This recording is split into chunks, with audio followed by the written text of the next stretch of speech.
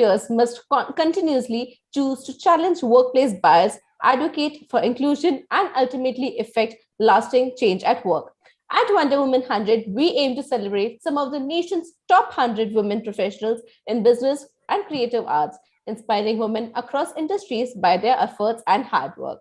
Well, before we move forward to the day's proceedings, we request you all to kindly check the agenda for the day on our website and check out the plan for the day. We encourage our viewers to share their questions for the speakers in our comments box or on the events chat box. You can also share your perspective on our social media platforms. We can be found at ITV News with a Z on Twitter and Facebook and IndianTelevision.com on Instagram and LinkedIn. Don't forget to use the hashtag WonderWoman2022 and tag our official handles. Now, without much further ado, let's begin with our Wonder Woman-led Power Pack session on women entrepreneurs driving the next wave of business growth. And for this session, I would like to welcome Ms. Anika Parashar, founder and CEO for the Women's Company, Ms. Suklin Aneja, CEO of Beauty and FMCG Brands Division, Good Glam Group, Ms. Deepali Nyer, Director of Digital Sales, India and Asian Digital Sales Center, Bangalore, IBM, Ms. Elizabeth Venkatriman, Joint President, Consumer, Commercial and Wealth Marketing from Kotak Mahindra Bank, Ms. Neha Khan, Founder and Director from Clovia, Ms. Preethi Jangyani, Founder and Director from Pro Panga League, actress and model. And the session will be moderated by Mr. Anil Vanwari, Founder and CEO, Editor-in-Chief for IndianTelevision.com Group. I welcome you all and over to you, sir. Thank you, Dinal. You did a fabulous job introducing this session. Thank you for that. Let me begin by saying that, you yourself mentioned it, that in India, women comprise around 49 to 50% of the total population. The gender parity index for enrollment in higher education for 2019 and 20 was at 1.01% compared to 1.0% or 1% in 2018-19, indicating that more women are attending higher education in this country. Yet their presence in the world of work is highly skewed, especially as entrepreneurs. Women own only 13.76% of the enterprises and are founders of 6% of the Indian startups. Startups with at least one woman co-founder raised only 5% of the total funding raised by startups between 2018 and 20. And this further shrinks to only 1.43% of the total investor funding in the startup ecosystem when only women founders were considered. Wow, that's a very disappointing number. In India, with the exception of Nykaa led by Falguni Nayar, no women feature in the unicorn and Sunicorn list. Across the world, only 20 startups were founded by women that initiated an initial public offering and are currently traded. The reason for such lackluster numbers of women entrepreneurs can either be that women are not competent or interested in running businesses, or there are systemic reasons for the sparse presence of women in business. I think it's more of the latter, not of the former. There's another point you'll have to mull over. Only 3 of the top 20 venture capital firms in India have one woman partner. Additionally, only 2% of the angel investors are women. In male-only or male-dominated investor groups, homophily, a tendency for people to like who are like us, a fundamental bias among humans possibly impacts decision making. So there's another statistic which we have to put forth. Less than 1 in 5 people in leadership positions in India are women as of February 2022. The good news is that hiring of women in leadership roles in India has increased from 18% in 2015 to 25% in 2021. So, that's the numbers I'm laying across to the audience who's watching us. Probably we have a few thousand people watching us, and we're grateful to them, to all of them who've tuned into this session, and very grateful to the very powerful and lovely ladies who are willing to share their viewpoints on how Indian women can drive the economy going forward, not just via entrepreneurship, but also via intrapreneurship, which is what people like Elizabeth, Kranti, and Deepali would be doing in the companies that they work for, and Suklin as well. So great. Let's begin by Deepali's appearing first in my scrolling window. So I'm going to ask her, speak for about 3 minutes on your journey, Deepali, so far, about 2 or 3 minutes, encapsulating your journey so far. Thank you, Anil. Thanks for inviting me here. And it's a pleasure to be here in the company of such powerful women. My journey begins in small town India, North India. My dad was in the army, so we traveled a bit. I think 5 different schools, 7 different cities, across schools and colleges. Uh, but I think I was lucky to have parents who were very committed to my education and then later on my career. I think the journey begins really over there. I look at my professional career in 2 phases, one before my son and the second phase after my son. It's a bit like before Christ and after Christ. I think before my son, the ambition was different, the drive was different, and the learning journey was also different. I think that was a different era when you were in marketing and communications. You were largely, it was dominated by FMCG. I worked for an FMCG organization, I worked in advertising. What marketing brought to the table was more on the softer side. We looked at the brand, we looked at communication. Consumer was the king even then, of course, but digital had not happened. When I passed out of college, I always say this: there were 2 D's that were missing. One was diversity. There was no conversation on diversity back in 1993 when I finished my MBA. There was no conversation on that, and there was no conversation on digital. That didn't exist. you know and so my son was born in 2004, and 2005 is really the time when digital also took off in India. And my experience after that has all been in the service industry, a large part spent in financial services, in HSBC, in L&T Insurance, in IIFL, and also in Mahindra Holidays, and now with IBM. And this experience, I think, is important, categorization from a digital perspective, because not only has it given marketing, not just for me, but I think for everybody who's worked in the industry, because of digital, marketing got seat on the table in terms of proving ROI, in terms of driving business, in terms of me getting portfolios which were on the P&L side. And my most recent transition in IBM from being the CMO, to leading digital sales for ASEAN, for Australia, and for India, is at the backdrop of that. So I think when I look at my journey, I also look at the journey of what has happened in the marketing domain.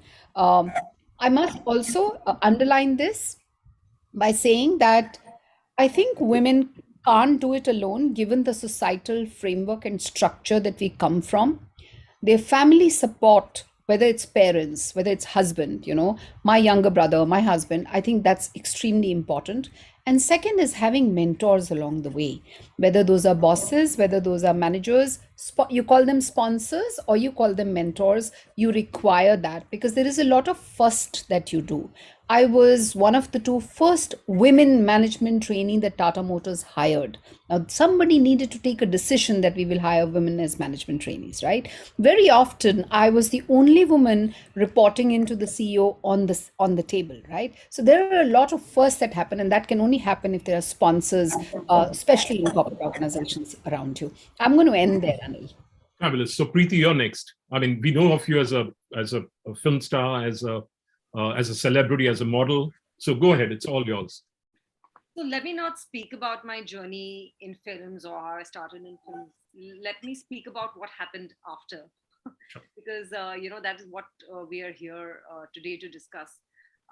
So yes, I'm a Bombay girl, born and brought up in Bombay. Family is completely not connected to films, but obviously, as you can see, my entire career was based in films, which shows you how open my parents were. It was Sindhis, traditional Sindhi family. A traditional, very, very traditional, completely Sindhi family. And we didn't see any Sindhi actress after Sadhna. Babita was also there. Yes. But my father or mother never even blinked an eyelid. My mom is taught at Jai Hind College. She's been a professor for 30 years. She's retired now. So I'm also a Jain, by the way. Yeah. So she's in the education field. My dad had his own business, but they never even blinked an eyelid when I started modeling, or then I started acting, or I entered films. They traveled with me sometimes they didn't. So it was never a question of how can you do this. I think that kind of intrinsically was ingrained in me, that there's nothing that I cannot do. They never ever told me wear this, or what are you wearing, why are you going out wearing this. So I was never curtailed in any way in from expressing my thoughts, from what I think. or doing what I feel is right. I was there to make. I was taught to make my own decisions and to distinguish between right and wrong. Once I married my husband Parveen, who also I feel very proud to say is a self-made man.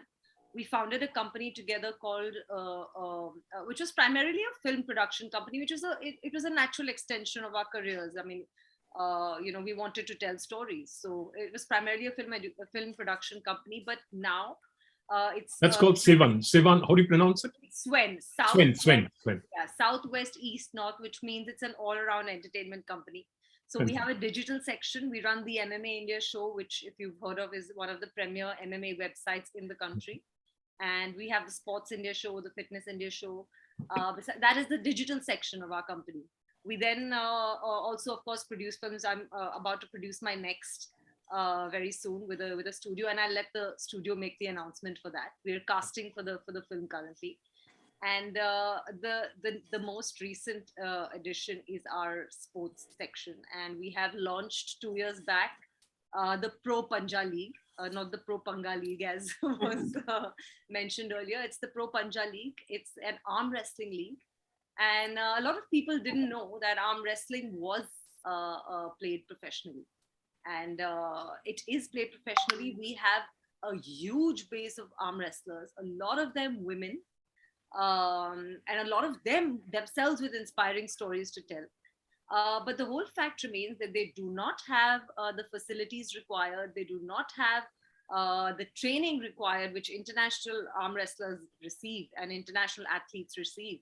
A lot of women are also managing their own work along with, they have to work, they have to look after their house, and then they have to train. So, how hard it must be for them to keep the sport first. So we've tied up with the Indian Arm Wrestling Federation, which is one of the oldest federations in arm wrestling.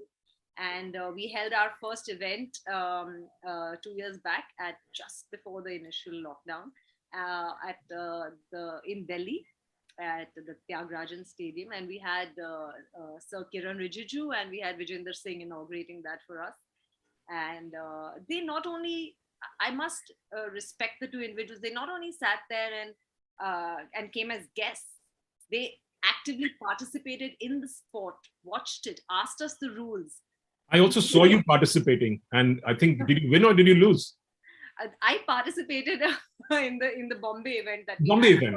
But did you win or did you lose? Bombay with the Gateway of India. We had the Miss Indias there. Yes. Manisha. Was it Manisha Limba at that stage? Sorry? Was it Manisha Limba at that stage or was it somebody else? The Miss India. No. Okay, forget it. If you don't. Yeah. So, but you won or she won? Well, we kind of were not putting our best. It was more of an exhibition match, I would say. Okay, continue. Manasa Varanasi was the winner then. Yeah. Yeah. So continue. Yeah. So yes, we had our event in Delhi, and we've onward had event in Mumbai. With the Gateway of India as a backdrop. We've had our arm wrestling event on a ship, on a casino ship in Goa. It's called the Majestic Pride.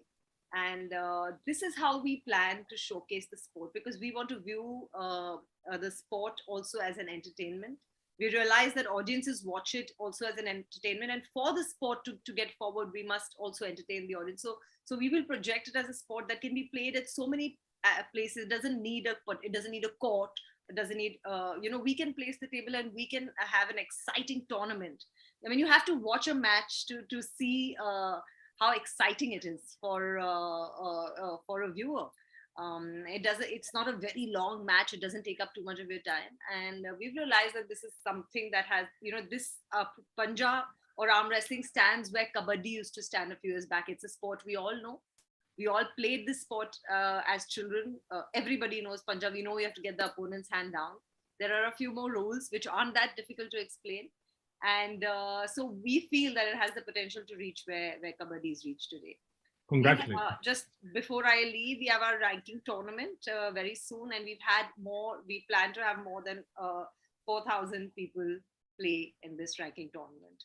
4,000 athletes. Yeah. Fabulous. So it's a huge database. And it's not just men, it's also women. That's the best part. And different weight classes also. women and different weight classes. We have men, women, and specially able. I cannot repeat this enough. All of them will receive the exact same prize money and the exact same benefits, which is different from any other sport. Yeah. Many other sports, women always, like the top prize for the women is always less. No, that's also in the French Open. That's also in Women Wimbledon. is clear. Wimbledon also, the prize We money will are different. not have that. Whether it's man, woman, or specially able, there will be no distinction. The prize money will be equal. Fantastic. Congratulations and compliments to you from all of us. You're doing illustrious work in your own way. Now, Kranti has jumped right in front. So let Kranti come and speak about her journey.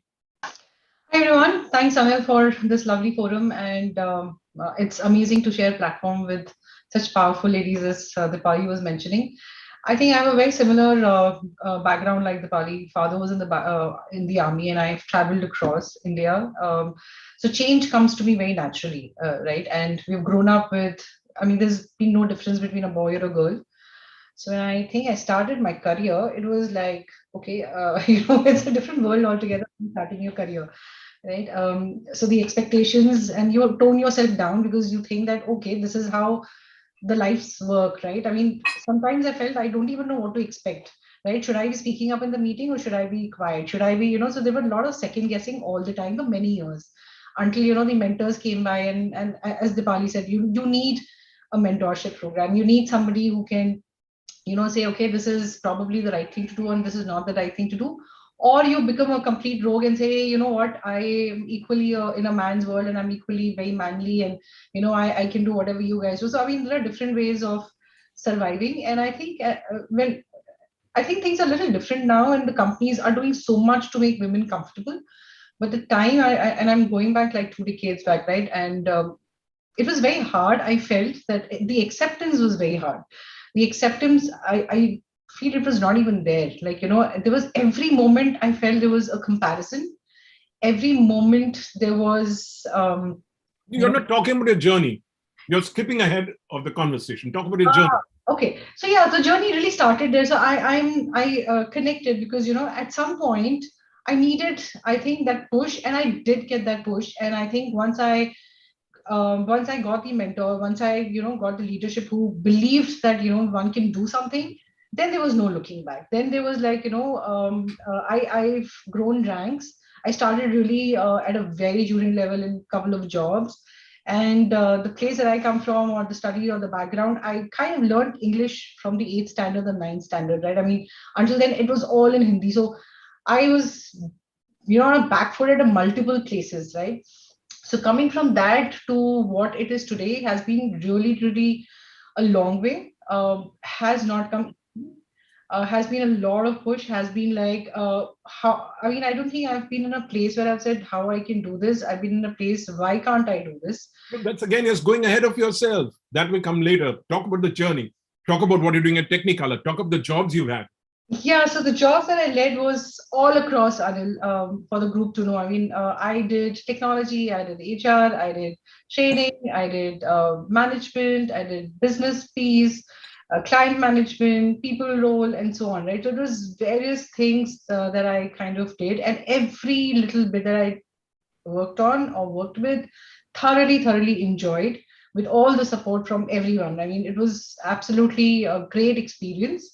um 20 years have been like absolutely been great, and the way it has all turned out today. And I mean, if What I'm do you do today? You're heading Technicolor, which is doing work for I films which is doing VFX. You're heading the studio, right? Yes, so today, I mean, the journey has been like really long, right? So today I head the studio for Technicolor India, And and what does Technicolor do? it's a visual effects firm. It's visual effects, which I think Preeti will probably be able to relate to. I think everyone will relate to, but you have to talk about the projects you worked on. Yes, so we have about 6,000 employees, and when I joined this company, we were about 300 plus, and today we are about 6,000, and we aspire to go to 12,000 the next 2 years. It's what these guys. So the last project that we got Oscars on was 1917. It's a war movie. I don't know how many of us have seen. I saw it. Guilty. Before that, yes, and before that it was Lion King, and before that it was Jungle Book. So I think we've done series of these. And what are you all working on currently? 2022. I really can't share. 2021. I really can't share the ones. 21 ho gaya, ready ho gaya project. Yes, which is release is already on the screens and on the platforms. But the ones that we're working on, Anil, I don't think we can speak as much. I mean, you would understand. We're all under NDA. I get it. Yeah. Right? Yeah. So basically, you're a big shot in a big company. I don't think so. Can you relax? Don't defend. It's okay. You're a big shot in a big company. Okay. Very well. If you say so. You're 6,000 employees. How many artists? You have to deal with emotions and moods. You have to make sure your management in France and your management in the US, your clients are happy, your colleagues, you're in the executive committee or technical. Yeah, absolutely. So you're one of the four. There are four members of the committee. You're one of the few. You're the only woman on that, if I'm correct. That's right. I'm the only. So come on, that's what you've got to talk about. That's what your colleagues on this panel need to know. Yes. So guys, that's my journey. I mean, So let me move on to. I think Neha and Anika will have to wait. It's Liz's turn. Sorry, I'm calling you Liz. I don't know why I'm lazy to call you Elizabeth. I'm so lazy. Actually, I'm very comfortable with first names. It's a contrast to the G, and I really welcome that. Yeah. So, but I don't know why I call you Liz, not Elizabeth. It comes so easy. That's also the way I'm happy to be called. Yeah, because I remember we've been on every session. I promised myself I'll call you Elizabeth, and I always call you Liz. No, it's good. It's welcome. Yeah. So I think that I was born to a family where we were 3 generations of working women, and it was the most natural thing to do in my environment. My grandmother worked, my mother worked, and my daughter will work. She's just graduating this year. So it was a very natural fit, which means that there was no surprise or about educating a girl or like me, and also I think very importantly was given a dream, which I lay a lot of emphasis on. Let girls dream. And that's very nice, because that leads to participation in education, in vocation, in continued efforts, etc., which will get tested at very, very important parts of your life. One is, I think Deepali covered some of it, but one when you get married, and the other when you have a child. I think those are the very testing moments, because there could be geographical changes, new families, new people who have to accept you. So many pressures, along with all the work pressure, can be overwhelming. So if that dream is rock solid and it fuels passion, then the tenacity towards that can actually build resilience towards these 2 outlets, which I think really causes a lot of outflow from the workforce. So my own personal journey was really that I came into an equal opportunity family, was given a dream. I mean, I was not given a dream, but was given to, I was always told to dream, to fuel my passions. I was encouraged to play sport. I pursued music, and was told to try as many things as possible to find my dream and fuel my passion. I think I was encouraged a lot, and was also in some ways where I faced challenges was I was stopped when I went overboard. When I wanted to do music for life, they said, "You sure? Think about it. Are you sure about wanting to pursue a sport for life? Think about that. Think about what you really want to live with for so many years." I think I have a first. When I was recruited by Wipro off campus, they said, "Oh, we have not recruited. This is the first time we've recruited women in sales to sell our computers." And second, there's also another first, which is you're not an engineer. So I was a commerce graduate with a management degree, and they thought that was a very different. So I think you break glass ceilings at all ages, at all times. There's a woman breaking some ceiling, all the time. And kudos to all those battles. It's not really just at the top. And those firsts are important, that you take the leap of faith and you do things and say, let me give it a shot and see where that goes. I don't know. There are so many unknowns. That's one. The second is, I think that what one of your other devils are to fight off are the contentment that comes with marriage and with kids. Fight the contentment, because again, you go back to your dream and your passion if that has to push against the contentment. So it's very important that you view contentment as an enemy, because that's going to run out pretty fast, and that's my own experience.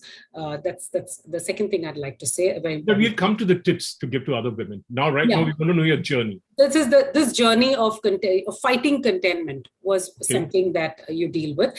The third was the journey had taking care of yourself physically when you have a child. There are so many changes, and you really had to make sure that you took care of yourself. Most of the time we end up taking care of our children, but you need to also take care of yourself a lot. These are some of the things that I'd like to highlight. I think from a tech company, I went into advertising because I wanted to explore many industries. I explored banking, cars, FMCG, everything. It gives you a great feel to explore so many areas to see what you really want to do. And then I went into a .com company there, where I handled sales, marketing, even went on to run the show. And after which, again, I had a geographical, relocation, which is again challenging, because you've got to, have those priorities and make sure you stay the course, still pursue your dream. That's the other thing that happened. And then I came to Bombay, and I joined Kotak 18 years ago, and done many roles across securities, the life insurance business, the wealth business, the general insurance business, and the last 5 years in the bank. So that's really my journey. And one thing I'd like to touch upon, since it's a Wonder Women program, is we do notice in the banking system that women have fewer bank accounts and are very don't use them even if they have them. And their participation in formal financial services overall as a country needs to really change a lot. So one of the things we did is try to customize a banking program for women, which we call Silk, which is something that I'm really passionate and proud about, because any nudge in that direction and changing the trajectory of the way women participate in formal financial services is something that can really greatly help women become financially independent, which is really the sign of true independence. That's for me. Fantastic. And you also help people become wealthy now. A lot of people through your wealth management focus that you have also. So great. Now, Sukleen's come right up front. So Sukleen, it's over to you now to, in a short nugget, in a nutshell, talk about your journey. And I hope you can unmute yourself, please. Oh yeah, thanks, Anil. Yeah, that's the new thing to remember constantly. So I think my journey is also, it's been a while. If I look back now, grew up in Delhi, was raised by my mom. My mom was really my hero. I lost my dad when I was young, and my mom used to be she used to be a teacher and was very passionate about liberal arts, and she used to teach the senior classes, and so that's the first time I think I probably saw passion and profession, where you know, even after teaching for years after years with so many students coming and going, I think how you keep yourself curious and still go motivated every morning is something I saw in her journey through my entire upbringing, and also as a single mom, she was raising me, and how you actually find a way to everything is something we both discovered in our journey together. So in a lot of ways, I think if I saw someone break barriers, that was really my mom, because she was probably the only one who had picked up a passion and profession in her journey. And were you the only child, or you had a sibling? I was the only child. Okay. And then I was fortunate. I pursued liberal arts. I was fortunate to have gotten through Hindustan Lever very early in life. Had a FMCG career for nearly 18, 19 years, focused on, working between many organizations, from starting sales in UP to doing marketing assignments, leading marquee beauty brands like Lakme, then eventually with Reckitt's working on brands like Dettol, Harpic. And then, of course, I even had a stint with L'Oreal where I had a chance to work in Paris, Despite being married, I think my husband was here. I took an international stint. And most recently, the big turning point in my life were my twins. So Deepali and I had been on Women's Day panel last year, and I think that's the time I was expecting. And now I'm a mom to twin daughters. Congratulations, really. Thank So you. you're all of what, 7 months, 6 months? 11 months. 11. So they're short of a year, and it's been a great ride, I mean, post-maternity to come back to a startup world and to now be the CEO for the Good Lamb brands, which is itself it's an interesting ride. They're young brands, they're waiting to happen. They're all getting created in D2C. And it's a large organization with multiple acquisitions and founders who are running their businesses so passionately. So it's an incredible ride of growth. But also, I do second a lot of what Elizabeth is saying, that when you come home and see your children, it's that constant tug that has to come, that kicks in every morning when you remind yourself that, there's another passion that beckons you as well. So it's a real tug of war in your head and heart every day of your life. So that's something that I definitely do think I'm experiencing as I've come back. Great. You also took over Miss Malini recently. Yeah. So that's another acquisition you had, and which is probably the influencer program that they have. But let's move on to Anika now. Neha, you're going to be last. Please excuse me. So Anika, your journey. Hi, thank you so much for having me. So my journey has been, I resonate so much with all the women who've spoken in different ways. And that's the most incredible thing about being on a panel with women, is we share so many similarities. But my journey has been a series of highs and lows, extreme highs and extreme lows. I grew up all over the world, kind of like a mixed breed. I did my primary school in Hong Kong, my high school in Canada, my university in London. I fell in love. He proposed to me under the Eiffel Tower. It was brilliant. I did my first few years of working life in London. And then, like with Deepali, my defining moment was getting pregnant with my first son 16 years ago. And when I was pregnant with Nirvan, I was working at B-Sky B, and I quit because I wanted to just, grow marigolds in the suburbs of London and, and just chill out. And that's when I started attending Lamaze classes and, prenatal workshops and stuff like that. And that started the journey where over the next 10 years, I trained to be a birth professional. So I became a birth educator. I worked with women in labor, with breastfeeding, with water birth, hypnobirthing, you name it. As a doula, I kind of worked across all of that. But rewinding back, when my son was 6 months old, and that's where a defining moment, I lost my father very tragically, very suddenly to a heart attack. And that had to bring me back to India after not living here ever, to look after my mother, who was in heart failure. So came back. I had an idea to start centers for expecting and new mothers. I pitched to a whole bunch of businesses. It landed on the table of Mahindra and Mahindra. They were starting, a retail chain called Mom and Me back in the day. So I joined them initially as a consultant, and then they bankrolled my little concept, which did well, but it was attached to a retail setup. So the intimacy of what a woman needed when she was giving birth and just beyond that was not possible even in private spaces in a retail setup. We needed to be in hospitals. So that took me to pitch to Fortis and Apollo and a couple of others. We landed in Fortis, and that's when I started the Mamma Mia centers.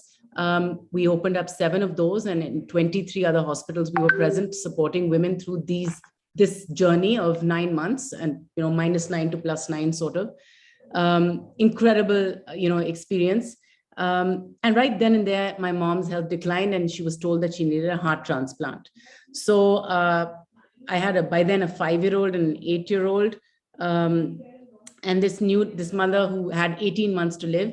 So we shipped off to Chennai, which was the only place, Tamil Nadu, that had an organized donor network for organ donation and transplant. And that is when I started Organ India, which is my NGO for organ donation and transplant, spreading awareness, connecting recipients and donor families to hospitals, to infrastructure, to healthcare setups. We work very closely with the health ministry. We've just been selected to take the Indian delegation team to the World Transplant Games in Australia in 2023. So that's been a ride as well. Mom had a successful transplant, and I came back to find out that my 13-year-old marriage had dissolved. He'd found someone else. while I was in Chennai. And that is when I needed a change. And I was offered the role of Chief Operating Officer for the Fortis La Femme hospitals. And I found myself again in a unique position where after many years of entrepreneurship, I took a job. And I was the only woman heading a chain of women's hospitals. And there were so many in the country, but I was the only woman who was heading it. And I'd had breakfast with my counterparts, in other women's chains. And, it would be really interesting because I was the only one who actually had the anatomy that a woman had, to be able to have certain conversations around gynae and obstetrics. So those were interesting meals. And then about 3 years ago, my mom died.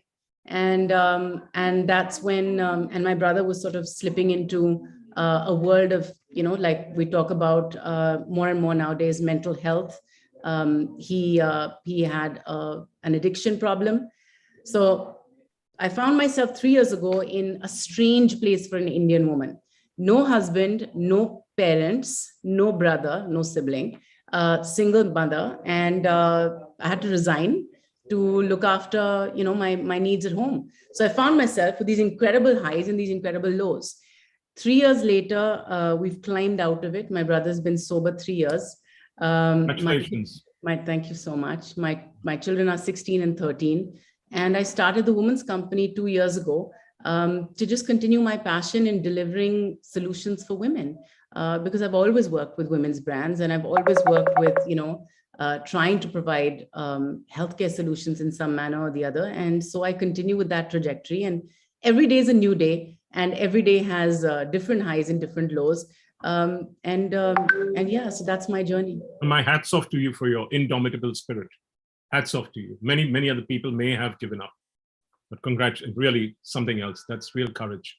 I think we all need to applaud. And I think, my hats off to you, Anika, for sharing and sharing, for the sake of other women to learn. Thank you. Deepali, thank you so much. I've started sharing because there's so many women with this story or with aspects of these stories, and we don't share.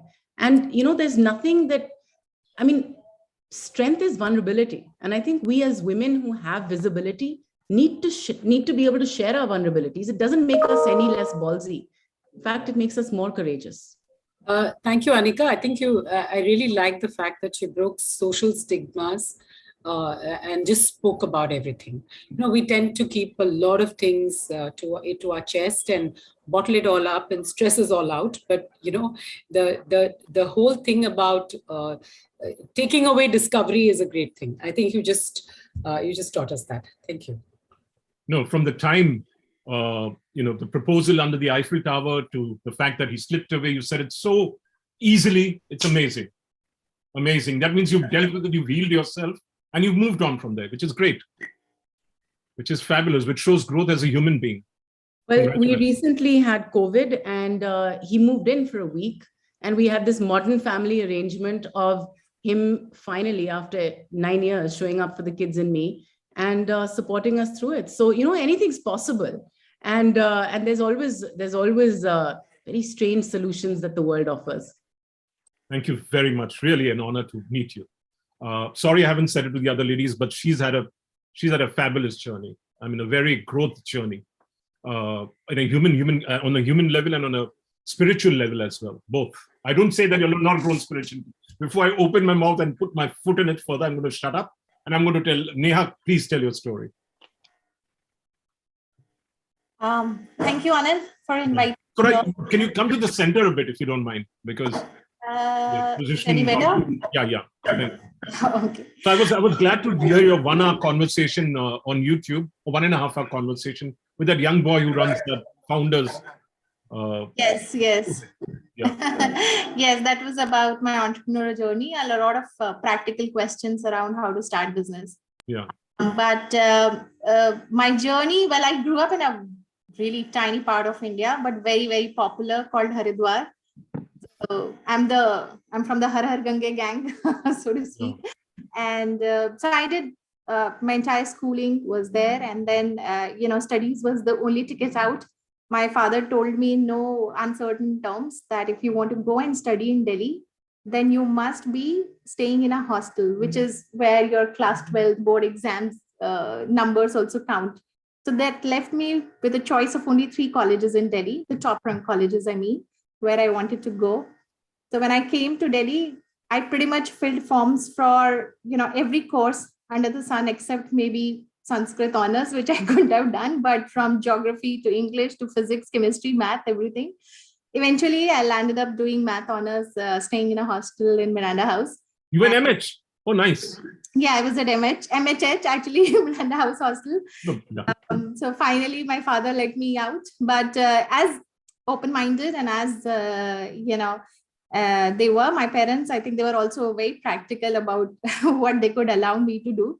Then I did MBA and I went on to working in advertising, then in media, and then internet was happening at the same time as Deepali spoke of in 2005, and it happened to be also by serendipity. And suddenly I found myself in the middle of digital world, not being an engineer. Hello, what happened? You're freezing. Neha, you're freezing. Oops. Bandwidth. Yeah. Neha, can you log out and log in again in the meanwhile? When she comes back, she can narrate her journey again. Let's ask a question to the rest of the panel. So the premise that we presented about women driving the next era of growth for India, is the premise correct, or does anyone have any arguments against that? And what's needed to make it even more achievable? Who wants to begin? I think Deepali. Anil, repeat your question, because there was a blip at my side also and I couldn't hear it. Yeah, so basically that women are going to drive the economic growth story going forward, entrepreneurially as well as professionally. So how correct are we in our premise, or are we just being optimistic? Anil, we're not being optimistic at all. There are more and more women coming out, and the key to this is education in all of the other places that are not A-level cities, that are not the main cities. It's all of the villages and the rural areas that we need to educate the women so that they understand their rights. They understand that they can get out there and do that. That is number one in our country, in the scenario today. Now, when you talk about big companies, to drive change, I think companies need to invest deeply in all aspects of diversity. They must take bold steps to ensure that all women are represented, and they need to create a culture, that fully leverages the benefits of diversity, as in one in which women and all employees, they feel comfortable bringing their ideas, their perspectives, their unique ideas, their unique perspectives, and their experiences to the table. Companies need to create that culture. It is only when women are respected and their contributions are valued, it is only then that they will feel happier in their jobs and they will be able to contribute fully. So I think companies, they need to create that culture. And you will see in your statistic, you did say that women are, there are more women managers being employed today. You said that in your statistic. Sure. And I'll tell you why.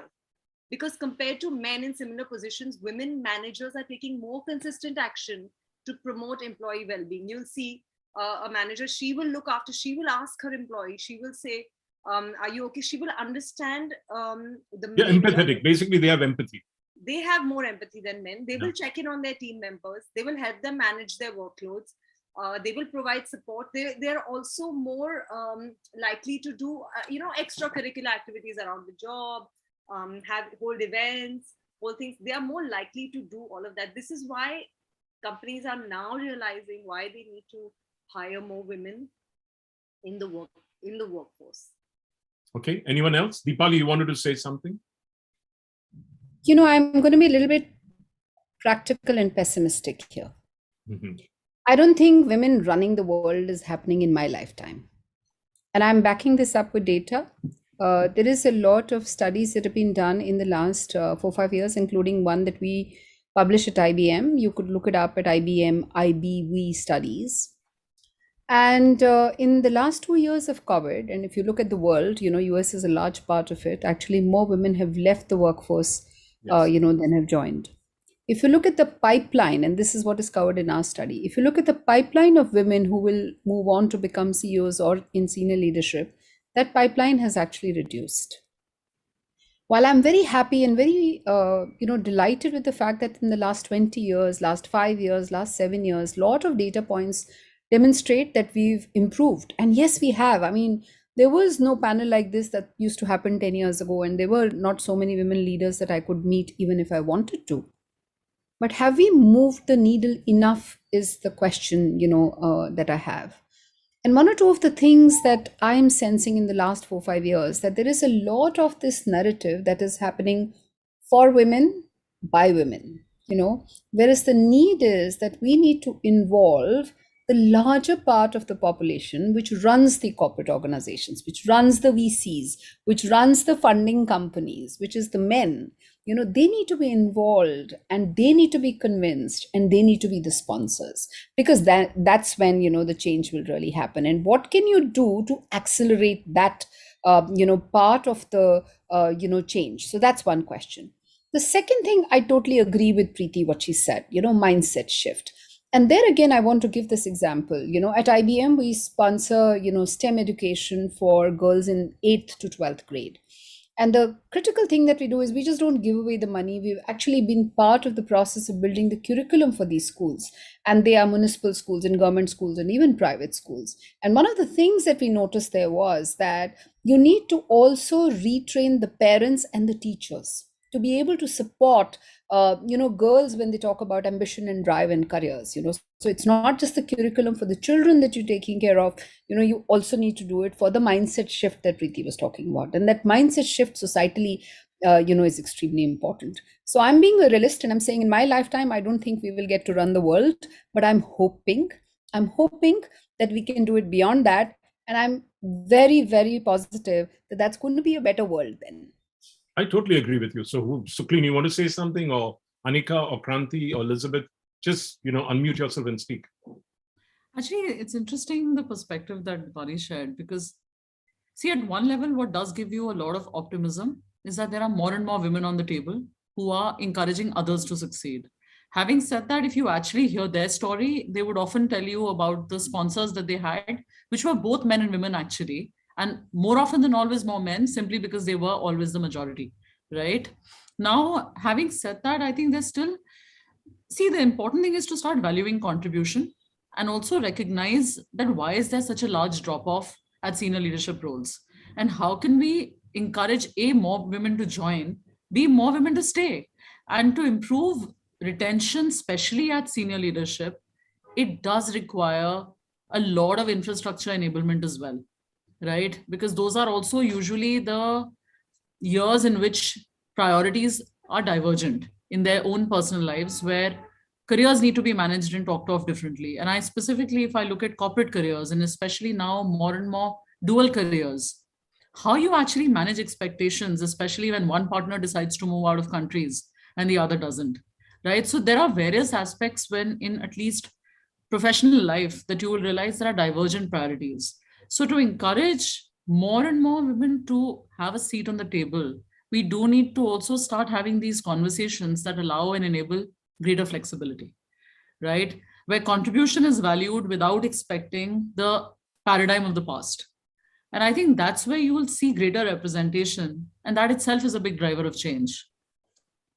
Okay, but I also tend to think that education at in the hinterlands is also very essential, 100%. Especially of the parents, especially of, चलो 16 साल की शादी उम्र हो गई, लड़की को शादी ब्याह करवा दो, 18 साल की हो गई, ब्याह करवा दो यार, बच्चे पैदा करें. Perspective shift. That needs to happen in terms of. Without a doubt. Yeah. So anyone else wants to add to this? The entire ecosystem needs to work. Right now, what we're seeing is a change. I think many, like I said, glass ceilings are being broken, and many, areas which are considered traditionally male bastions or things like that are being, changed.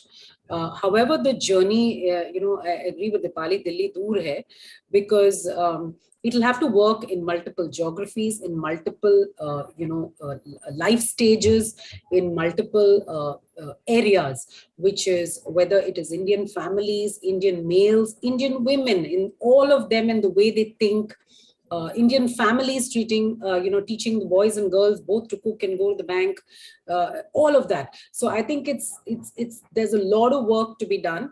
But what is encouraging is not just corporate life, but you see Indian women in sport excelling, Indian women excelling in Nika is a great example of what it can be. A few more examples like that, and the conviction, you do need to see some of these things to build conviction. And so, many of these women, and all of them on this panel, are all setting are role models for someone around them or many around them. So the whole ecosystem needs to come together. Everybody has to play their part. Organizations, of course, have to be equal opportunity. Many of us work for those. And there's one thing which has been, I think, somewhere touched upon, but parity of income and salary and pay and all of that. I think that's whether you take the film industry or whether you take that's sport. A long way away. That's a long way away. Even in Hollywood, Hollywood, there's huge battles going on. Whether it's films or whether it's sport or whether it is or many areas, all of that really needs to come together for us to take over the world. So I think I am in agreement with Deepali that we are seeing fast paced change.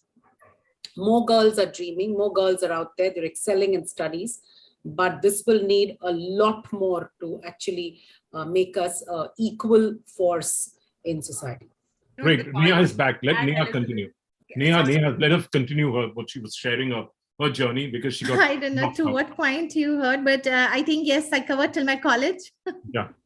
Then you met your partner Ajmer. What's your partner, your husband? My husband, yes, I had the foresight to marry my co-founder. So early on, I found my co-founder.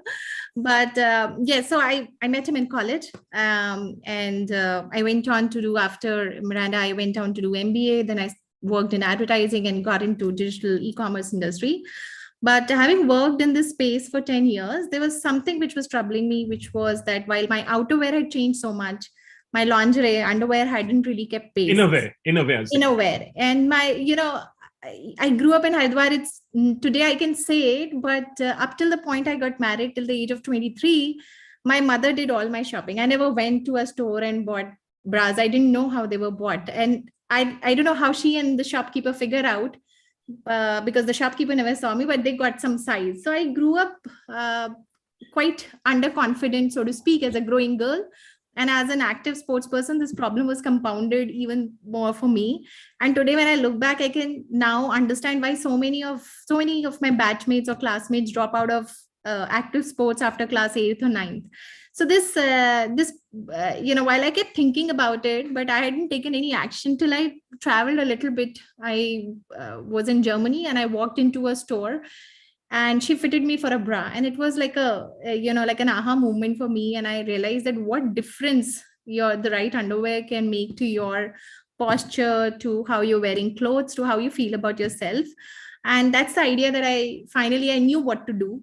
I took another 11, 12 months to put some, further research it. I had already some experience of building a business, not on my own, but from what I had been working on. So I knew how unit economics worked, how to put logistics, etc., supply chain, etc., in place. So I started in 2013, finally. Actually, 2012, towards the end, I quit my job and I decided to start Clovia, but I found out that I'm also pregnant. But I still went ahead with it. So pregnancy or the business? Which one? Both. Okay, both. Good. So both my babies are of the same age, so to speak. My son and Chloe are both. And as a family, we discussed, and I got into this first. For 2 years, I was working on this full time, putting creating the base, getting some volumes in place, etc., before we could launch the brand. And then 2 years later, we launched brand Clovia with Seed A funding, and that's when Pankaj also joined full time. And Suman was manufacturing for you, right? Suman. Yeah, no, Suman, we knew through common friends before. He's been in design space for 16 years. So I reached out to him saying, this is my problem. This is what I think should be done. And he was thinking exactly the same. And so he packed his bags in Mumbai and just flew down to Delhi, and 3 of us started together. And today you're running what, a 300 crore company? Yes, more than that, 300 plus. And since lingerie, we've gotten into loungewear, we've gotten into activewear. At Clovia is actually a women's problem solution brand. So we think of different problems. We hear quite a bit from customers. We've built an entire tech around it on how to generate real-time conversations with customers, collect feedbacks, and then iterate basis it. So today we have about 5,000 options available, but our inventory holding, etc., are industry best. So fabulous. And you listen very strongly to the women and comfort that they want. Yes, we do. So our concept was that, lingerie, you always think about cotton, comfort, hygiene. We said, no, somebody needs to make it cool in our countries. That's when people will start talking about it. Girls will stop drying it under the towels. And this will become a real conversation. Nobody in Bollywood was willing to endorse us. So you went with stylists. I'm aware of that. You went and worked with stylists who then had certain. Oh yeah, we did a lot of guerrilla marketing. Yes, we did a lot of guerrilla marketing, but we made it very cool. We centered our brand around joy, and we said the first, it's the first to go on in the morning. Those 10 seconds is when the girl should think of us, and rest of the day she should absolutely forget about us. And with that intention, we designed our products, and that's how we marketed it. Fabulous. So we were talking about whether women, this is something about whether women are going to drive enterprise in India going forward. Deepali aired her views. I don't know whether Anika has aired her views as yet, and Kranti has aired. Preethi has aired her views. Elizabeth has aired her views. I heard some of them, yes. Yeah. So are women going to drive the economy, economic growth, as well as enterprise? You're a rare case in point. You're one of the persons who's got 2 male co-founders. And as my research showed that there are very few women single co-founders, it's hardly 1.43% of the funding as compared to the rest. Yeah, so yes, you're rare people, but because you're it is rare. Yeah. But in a startup world anyway, what you need for any entrepreneur, men or women, I think having a co-founder is really a co-founder that you could work with on a long-term basis with complete trust is not something easy to come by. So there, there should not be any biases. So single women or double women do not matter. I think I was happy to have found Pankaj first as life partner and then as co-founder, and also to, for Suman to join us. But to what you said about women driving the enterprise and economy, well, I don't know whether to make that stronger claim, but I think, and I don't mean it in a very disrespectful manner. I say it with all respect, but I feel that when I look back at my peers in school and college, I think somewhere the society and our parents had cued us also to think that it's okay for you to not be financially independent and be slogging hard, and it's okay for you to to sit back and sort of take a back seat and let the guy drive, take that lead. It's not easy for guys also. I mean, today corporate world is cruel. It's not easy for anyone. So somewhere I feel that those cues, I think parenting plays a big role in what our next generation will do. And as parents, all of us here, it's going to be very important for us on what cues that we pass on to our girls. But I think apart from the fact that the world had not given equal chances earlier, but today things are slightly different. And I think it's equal responsibility on women to take that first step and not say that we were not given the opportunity. I think today, if a woman comes out and says, I want to work, then there are opportunities and there are people who will support her. So that mindset, a lot of women have worked very hard and fought hard to create that mindset, and we should be respectful towards the mindset and do our bit. Okay, Anika, you not said a word about this. So I feel that we've already made some shifts, and there are a lot of women, the ones in the room right now on screen, and so many others across the world and India who have made strides, in business and in But the it's professional limited, world. Anika. To be fair, it's limited. Very, very. It is limited. It's microscopic.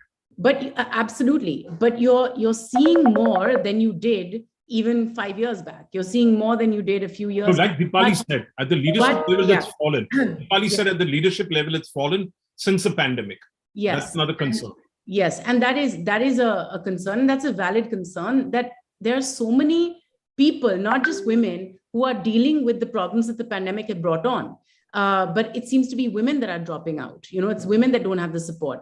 Now, I'm a woman who really has no support. Okay, there's never been a parent to leave my child with. There's never been, anyone to rely on in terms of, anything else, and yet somehow support has come. So in that sense, I also agree with Neha, which is that if you really want to do it, I'm not saying that, the doors open wide and, it's like they're welcoming, but there are sponsors, there are, angels, there are evangelists, there are people who believe in you that show up in certain ways and forms, and do kind of help you kind of nudge the door open. So it's a combination of what, yes, it's parenting, it's society, it's conditioning. My son and my daughter live in a house where the matriarch, is a woman, and I am the matriarch because it's even with my brothers. I'm the oldest member of my family. I was in my late 30s. So, they have a completely different upbringing. They're both responsible for and exposed to their mother changing a car tire or cooking in the kitchen. And why shouldn't she, and why shouldn't they? So it's a change in mindset. You seriously change a car tire? How many of you change car tires? I was really bad at it, how many of you can change car tires? Tell me. I have only changed scooter tires in school. Okay. But I must admit, it was not one of my favorite chores at all. Your favorite chores. Yeah, I get it. It wasn't. So Yeah. I feel it has to be it's small steps, and it is at the teachers, parents, society, people in organizations.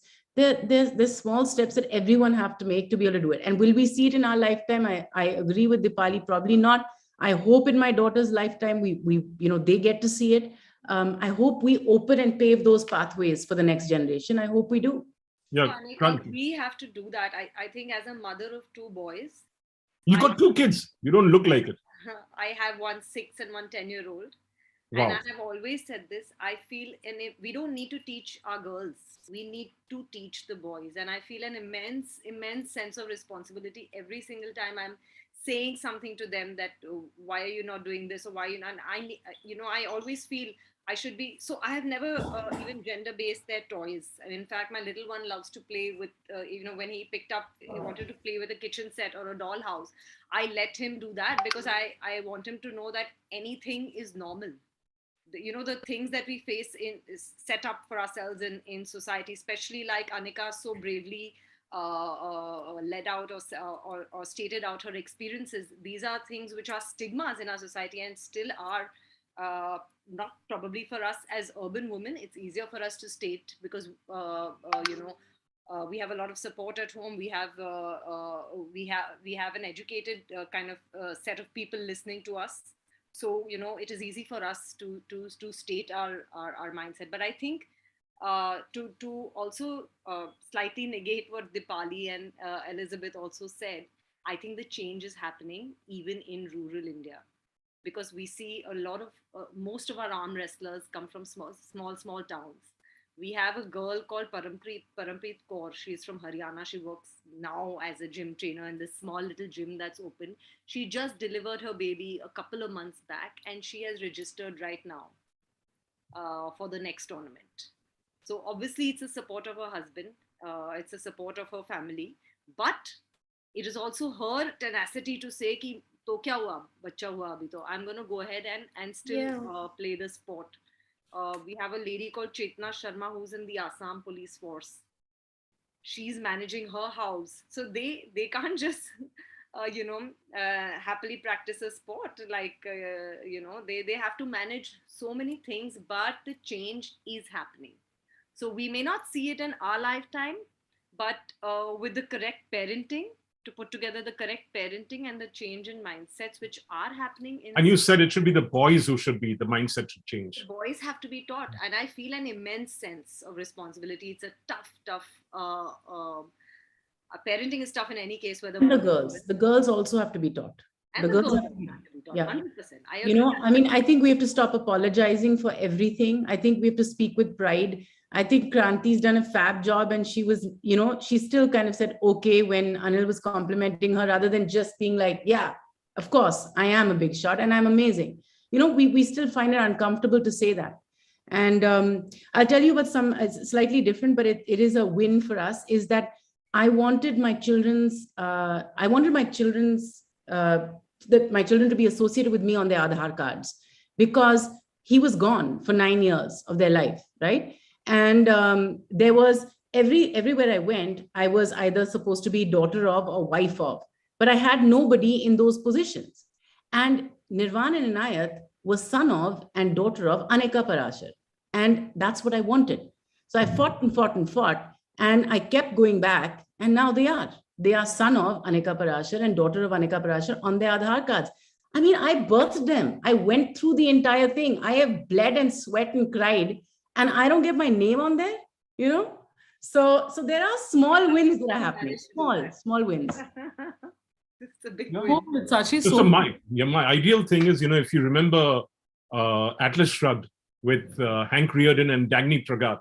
I don't know how many of you will remember, where Dagny is Hank Reardon finds that steel, and Dagny and her brother Peter run the Peter, I think that's the brother's name. I can't remember clearly, but she runs a railroad, and she never sees herself as a woman.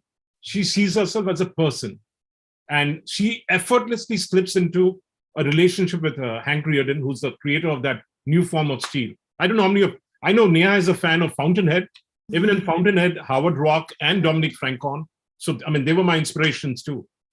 So in my company, as I said, we have about 65 to 70% women, and 90% of our leaders are women in IndianTelevision.com group. And we have about 100 employees. So we make sure, even my pune is a woman. So we don't have a male pune, we have a female pune. So that's something which my Ukrainian wife institutionalized in the company, that we'll have a female, pune. So that's my ideal world, where there is, there's no sex associated, there's no gender associated. You're a person, you're not a woman, you're not a man. Are you getting what I'm saying? Yes. So I'll just add to this, when I was in a job and I was blessed with good bosses, but I think my biggest fear at that time used to be that they should not see me as a girl. Because the moment they see me as a girl, they would refrain from sending me to outstation, not like worry whether they should give me this massive project which will require staying over, etc. So I actually did a lot of things which went against my nature to sort of counter my gender.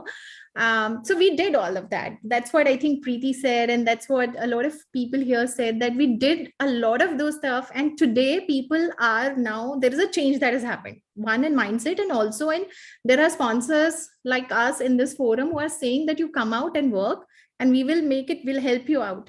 So now it's upon us. We can't control things like people telling us or kids looking up to us. Or people walking out on us, but what we can control is the fact that we must turn up again and again for the job, and not just get defeated. I think it was Suklin who went to as a salesperson in UP. Did you? Yeah, I mean, I was handling. Back in the day in Hindustan, it was very common. Even today, I would shit in my pants handling UP. Yeah, but it was amazing. Like, I don't know, at 2021, when you see from Gorakhpur to Ghaziabad, you actually go through the real India. I mean, the kind of learning that also gives you, and I so relate to what Neha's saying, because, when you are yourself underconfident, right? You at some point felt apologetic for being seen as a woozy, and you would say, no, I can. And in your head, you were fighting with yourself, and in perception, you were fighting with those who were looking at you with that lens saying, can they or can they not? So it's very real, Neha, what you're sharing. Yeah. But, today with the gift of hindsight, it's easy for us to look back. But back in the day, these were exactly the battles one was having. But what we did was we did jugaad, right? We didn't sit back. You went to Gorakhpur and Yeah. Onwards to Ghaziabad.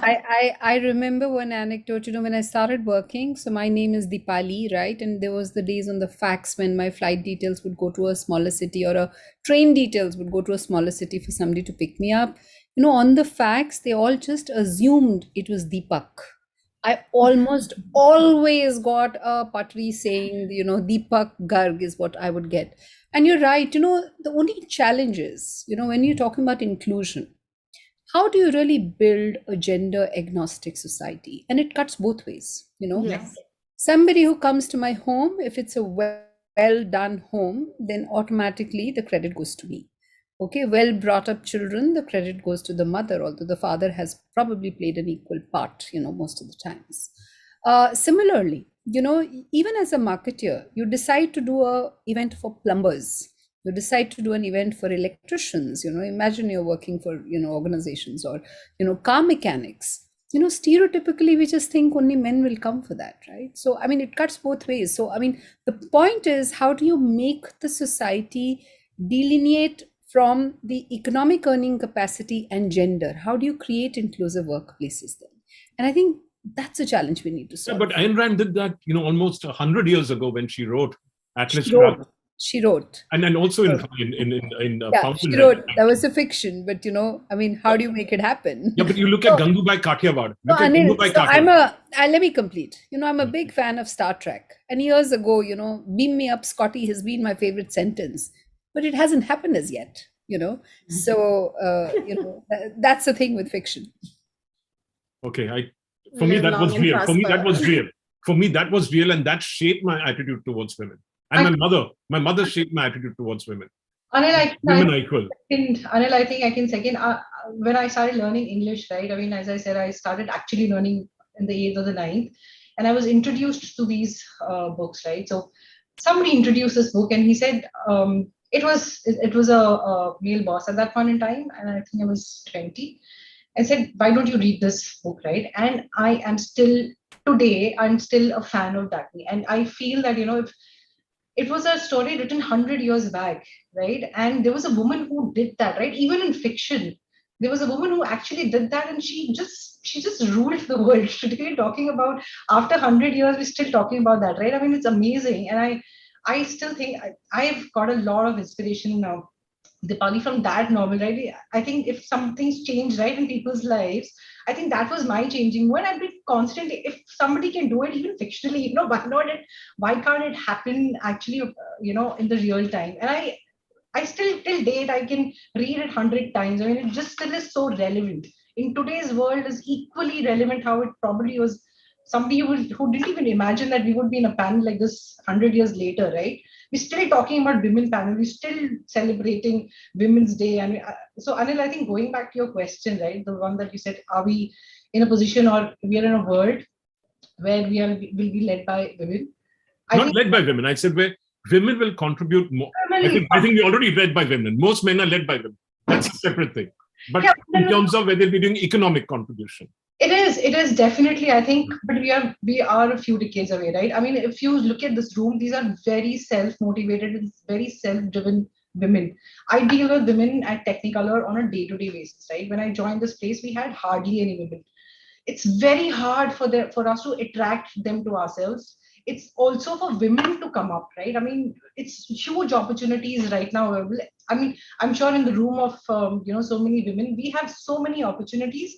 I don't see women coming to take that up, right? We as organizations are, reaching out to women. So you have a very women hiring policy, right? We do. We run batches because it's creative, right? And women are not choosing creative. Even if they are learning creative courses, they are dropping off for whatever reasons they are. They don't enjoy the very small percentage that enjoy being in the creative world, in the visual effects that I've seen in the last 8 to 12 years, right? And they don't stay. After they join, they just don't stay. They phase out. So I think Deepali was mentioning the pipeline is so little for you to bring leadership in women. It's so little. I think the funnel is just becoming thinner and thinner. Trying to, actually put in so many women in the initial stages, but they are not coming up to grab those opportunities. But women in this room, for whatever reasons, we've done that, right? And I think that would be the message that should. I just want to leave you with one statistic which LinkedIn has put out. The number one industry where founders are making their impact in India in 2021 was media and communications. The second was software and IT services. The third was education. The fourth was corporate services. Similarly, for males, software and IT services was number one. Media and communications were number two. Number three was education. The fourth was consumer goods. So this is, there's a lady called Deepali Jain who posted today or yesterday about how women are, she's an editorial person with LinkedIn. So, I actually have a question for Deepali. Can I ask? Please go ahead. This is meant to be your So, because, IBM, and I want to know how this elephant is dancing to the new tune. How are you, you spoke about creating a friendly environment for women, more and more women to join. How are you doing it without creating a bias against men? Wow.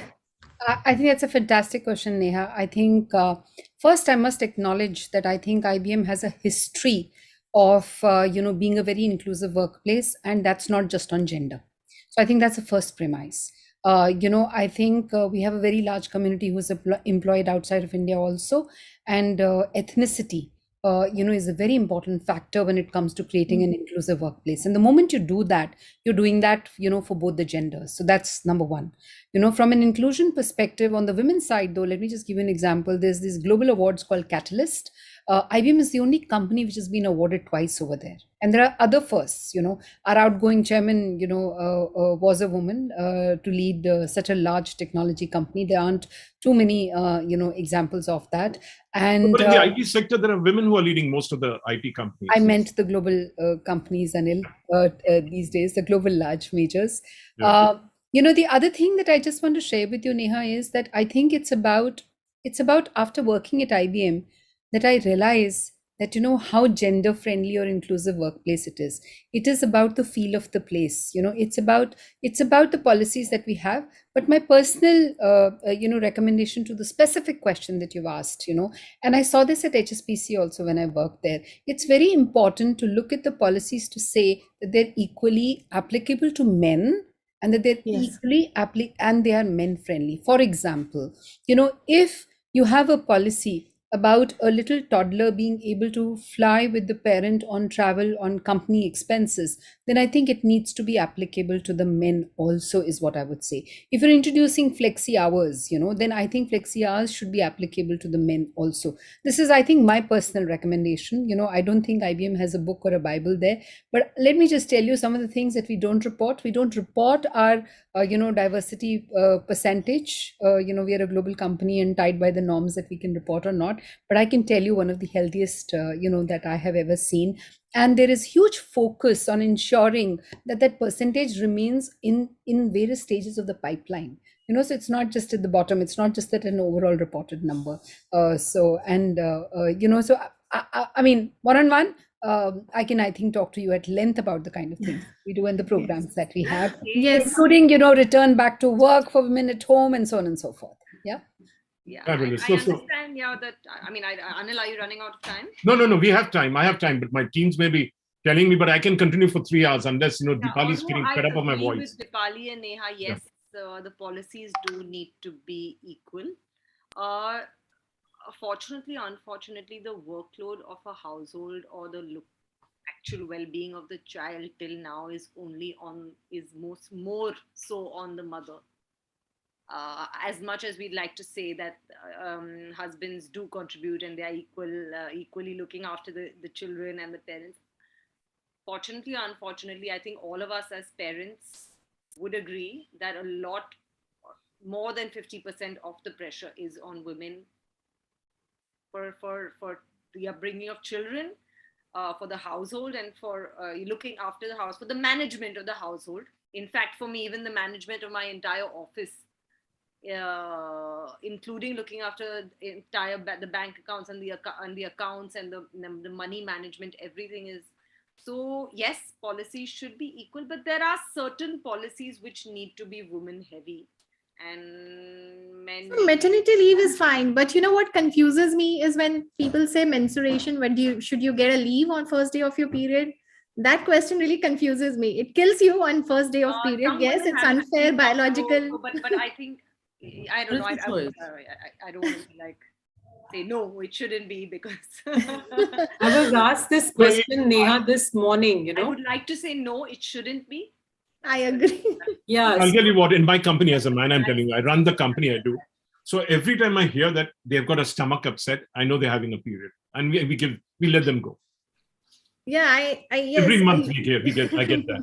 So it's taken as leave. I understand that the ladies are having the menstruation at that stage. but it's confusing, right? As a person who's supposed to set policy at work, you're confused because personally, I feel that however, it's killing me if there's work and it's monthly thing, so I can't really just taking off. And then my husband or men in my team are also falling sick, so it's not like they also turn up when they have to. I mean, pandemic has changed that, but before pandemic, people turned up with cold and flu, etc. So I felt it's unfair to men to just get leave like this. But then I can't speak for women. Women are getting leave.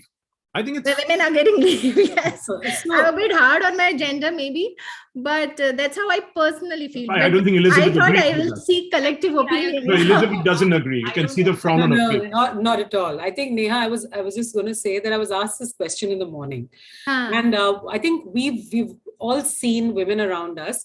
It's not the same thing that everyone experiences during this time, right? There are some who go through extreme pain, cramps, and some who don't feel it at all, right? There are then some who are rolling in pain. So we have very different experiences across. It should be case to case, right? Yeah, it is case to case. There is case to case. Yeah. And also, but it is a fact that this repeats every month and it's a known problem, right? Or it's not a problem. I'm sorry. If you didn't have that, we wouldn't have babies. No. A known problem to the extent of the discomfort caused to the lady. It's a known event. To the let's keep it event. I just want to add here, which is that I think we're looking at the symptom of a problem. Today this is X, tomorrow it'll be Y, and then A, B, and C. The issue is, for example, this is how I think. If you can truly solve the problem of the gig economy, how do you solve for people coming and working for gigs? How do you pay them for the gig? How do you ensure that unit economics can work, Neha? If we were to able to solve that problem, then it'll be truly flexible for everyone, men, women. It'll be truly inclusive because you'll be paying on merit. The challenge is that I think we need to look at this problem in a very different fashion. I think if we continue to solve this problem with the current policy making, with the current work systems, with the current, frameworks that we have, we may be still here 50 years from now. I think if we can solve through technology, maybe perhaps, I don't know where the answer lies, but if we can solve for the gig economy, we may be able to solve this problem. Yeah, but is India moving towards a gig economy to that extent? Are we having a freelance? We're still wanting protection. We want benefits. We want all of that, which comes with that secure job. Most people, and especially a large part of India especially women want security also, financial security. How do we go towards the gig economy? So Anil, it's a chicken and an egg, and that's exactly the point. You spoke about Ayn Rand. In worlds like those, it is totally meritorious. If we are not scared of being judged only on merit, then in an ideal society, the gig economy can work. How many of you are in favor of the gig economy, where you take on a job, where you work on tasks and projects rather than a full-time job? I'm good with it. I work.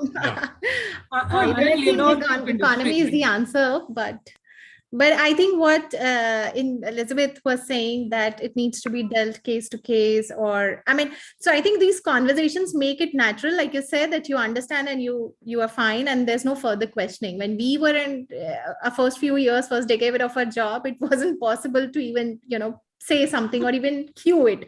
We couldn't even cue it by saying stomach is upset. So I think I'll also tell you a contrarian view. If you even see maternity, you still have countries as developed as America, which only give you 3 months. Yeah. Versus more developed countries, which are at 9 months today. Right. So I'm sure there was a world where people. We give 6 months. By the way, at our group, we give 6 months, if I'm correct. Before my HR kills me. So in India, you have 6 months by government, which has been institutionalized, but that is also a very recent development.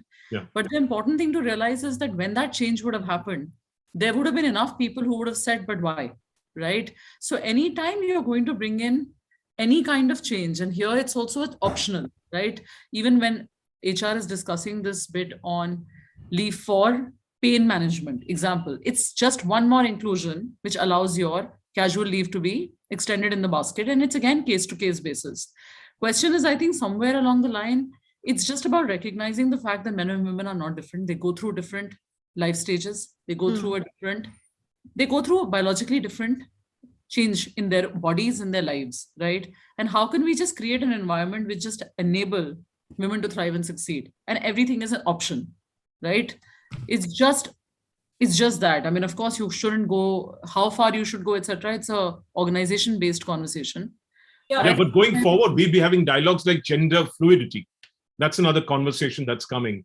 Men are not just men. Men are also women. Women are not just women. They're also men. Their gender starts getting fluid.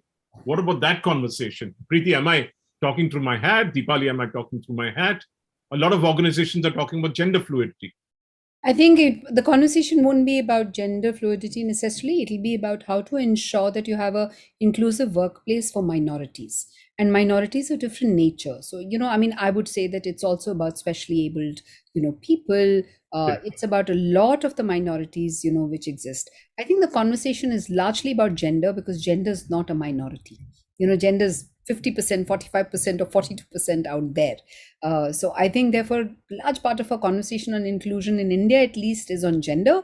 And the moment you step out of India, ethnicity and ethnic communities drive the conversation on inclusion. And also differently abled. In India, we still don't have differently abled buildings. We're starting to get them, but there's a long way to go. We have. I think most MNCs are designing today and accepting offices, for example, workplaces at least, which are definitely enabled for differently abled people. But like I said, Anil, the conversation will be with the large groups, which need to be included. Okay. Yeah. Any other points of view? Otherwise, I'll move on to another question. What will each of you all do? Each of you all. I'd like to you all to take a commitment to break the bias. Let's hold the sign, break the bias. Can we all do that? This International Women's Day, the theme is break the bias. What will each of you do to break the bias? Let's hear that. So, Clean, beginning with you. I think I'd just say I'd start with myself to just try and do something every day to make it easier for others to thrive, and myself too. And something as simple as just embracing vulnerability and asking for help when one needs it. I think that's a lovely thing which Anika spoke about, and that I think is probably sometimes our greatest challenge, which is to fight with our own inner fear, right? So I think just asking for more help and enabling others is probably my little promise to myself. On this day of March the 4th, and we'll probably meet next year and we'll ask how you practice that. I'll probably call on you mid-year or next year. Okay, Elizabeth? Oh, no, I said Elizabeth. Hallelujah. I would want to just, personally, there is one personally and professionally, I would divide it like that. Personally, I would just want to stay authentic. Some of us just, be somebody else, say something else, which is not you, because it's the way it should be said. I think I would just stay true and encourage and nurture and try to be authentic. That's one, personally. The second is professionally, like I said, bring more and more women into formal financial services, because that is a sign of true independence. Excellent. Neha, you are an entrepreneur. You have investors' money. You've probably gone through your Series C, probably. I don't know if they've gone through Series C, D, E. I don't know how many rounds you've raised. You're speaking like my products sizing. Okay, no. Okay. Yeah. Yeah, so it's I don't know how much I can say about this year, but what I do try to do at Clovia is to, one, acknowledge the fact that biases are deep rooted in our country. They're not as visible even to people who are saying that we are modern, we grew up in Delhi, Bombay, our parents were open-minded. Even there, the biases exist.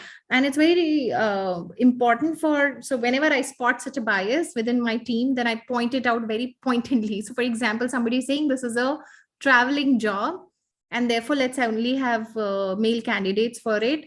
I will very specifically shoot that down and say that lay down the requirements. If women apply, allow them to come and interview. Why create a bias in your mind that men will only be able to do such a job? So that's what I intend to continue doing. Yeah, but what about becoming an angel and investing in more women's projects? You have the wherewithal, you've got some equity and you've got some capital built up now. Or unless you want to put it back in your own, in Clovia. No, I think from that perspective, honestly, I haven't thought about doing only women specific or women founder specific investments. I think, but yes, there'll always be help for women if they seek it. And there've always been help for women if they've ever come to me and sought it. So it's never, the doors are always open, but not many people knock on it. I understand, but Not many women knock on as it. we said, that there aren't enough angel investors who are women. So I'm putting you on the spot, by the way. Here, I know you may not like it, but I'm putting you on. No, there's nothing to like or dislike, but I'm being honest that that's not how I've thought about investment, about being about men or women. Of course, personally, I understand women women-based industries or women needs-based industries. So there is a certain affinity towards it. But no, that's not the thesis of investment that I have currently. However, I think VCscape is also changing a little bit from earlier finding one woman on amongst 50. Now it's probably 1 to 20. So there's a change in the ratio, and it's helping, I think. For women founded, for industries that are women based. I think a lot of No, why have the bias? A woman can be like Dagny Tragat was a railroad operator. Think about it. I mean, and there's I must tell you, I'll watch this show on Disney, which is called The Dropout. It's about Elizabeth Holmes, who set up a company called Theranos. It just released yesterday. Yeah. Who's currently been jailed in America because she talked about a blood testing piece of equipment which never worked. So you've heard of that, but you have those examples as well. Yeah, she's being treated equally, I think, in kind as well. Yes. So equal treatment is being meted out to her. But that, I think, there we deviate from the topic. But no, that's not what I've thought about investing only in women. Please start thinking. Keep aside some money so that more women can be encouraged and more enterprise can prosper in India, led by women. Deepali. But there's capital, by the way, for women who are watching this, who are looking to raise funds. There is capital which is kept aside specifically. We've lost you, Neha. What's wrong with your system? Oh my God! You're back. Have you again lost? You're back. Okay. Now I'm saying to all the viewers who are watching, women who are looking to raise funds, there is capital available only for which is earmarked for women. She Capital is one such name. Please look them up, and there are more. And do's and don'ts quickly for people looking to raise capital for women, especially. There's no specific do's and don'ts for women. I mean, your business plan has to make sense. Your business has to make sense. So really, there is nothing. I think VCscape, I would say, is slightly, it's quite inclusive to women founders. I'll send you a study which says it is not. Now I don't want to discuss it. Okay. Yeah. Deepali. So there are two pet projects. 2 years ago, I started a podcast with leaders, with CEOs. That's done really well. It is truly inclusive. Men and women both get interviewed there. With somebody like me as the host, that's bound to happen. But there is an opportunity for me to do something specifically, with, let's say, leaders who recruit women into senior jobs. And I think that's something that I want to pursue, because I think for the last 1 year, I've been extremely vocal about the fact that I think the question needs to be raised with men who are in positions of power. Because I think we want to recruit them as sponsors. So I really want to do something there. I think second is a project we'll probably unveil this month. A group of us have been working on the fact that there are a lot of times when it comes to hardcore, business issues, VC issues, financial services issues, the representation of women on places, which is media specifically. Okay. So we recently had a case of a banking conference, where not a single woman speaker was there. Okay. And there are a lot of, women speakers out there. So we're actually launching a not-for-profit, kind of a website where women will be listed as speakers to ensure that we have a, plethora of women who have fair representation and get a voice at various, conferences and panel discussions and so on and so forth. So there are two specific things that I have in mind. Fabulous. Thank you for that. And Preethi, from you, why was I calling you Pinky? I don't know why. Probably, does Parveen call you Pinky? No. No one does. Okay, then why did I? No one does. So I think when the conversation, while hiring, if anyone has a conversation, why a woman, it should always be why not. I don't think there should be so much, you were questioning Neha on what do you do for women, or what do women do to raise capital, or what do women do when they need an investor. It shouldn't, or it does not work like that. I don't think you need to change your personality and become a man to because then it is not going to work at all. Okay. A woman does not need to become a man to be in a man's world, which unfortunately it is today. It is changing, like we've all discussed. But you don't need to become that man. You need to be yourself, and you need to be well informed about your business. If you are going out there and looking for an investor, for everybody here watching, don't go half baked or half prepared and expect to get by on your just because or you speak well or you look good, because it's not going to work. Nobody's everyone everyone in business is there for a reason. Who's there on the top chair is there for a reason. So whenever you go in for something, for a pitch or for something, I think go well prepared, do your homework, work as there is no substitute for hard work. So work as hard as you have to, and work to your level best. Say I couldn't have done it, it must be reached that point that I couldn't have done anymore, and it's only then that the efforts will show. It's only then that your passion will shine through. Without hard work, there's going to be no and I don't want women to expect shortcuts for them. There are no shortcuts, they're never going to be. So, and we must celebrate the fact that we are multitaskers. We can manage everything. Of course, you all do. We are better managers. Yeah, you are better managers than men. And as far as what I am doing is, we've already hired. We have more women than men on the Pro Punjab League team already in our office. We already have women working more on the events. Like I said, I feel they work much better at events and organizations. So we already have more women. And like I've already outlined what we're doing for our female arm wrestlers, and we plan to do much more to help support them. There are so many more inspiring stories that unfortunately we don't have the time for. I would also urge you to do, as a person who has a command over the cinematic industry in a particular sense, come out with more stories. I like what Sanjay Leela Bansal is doing.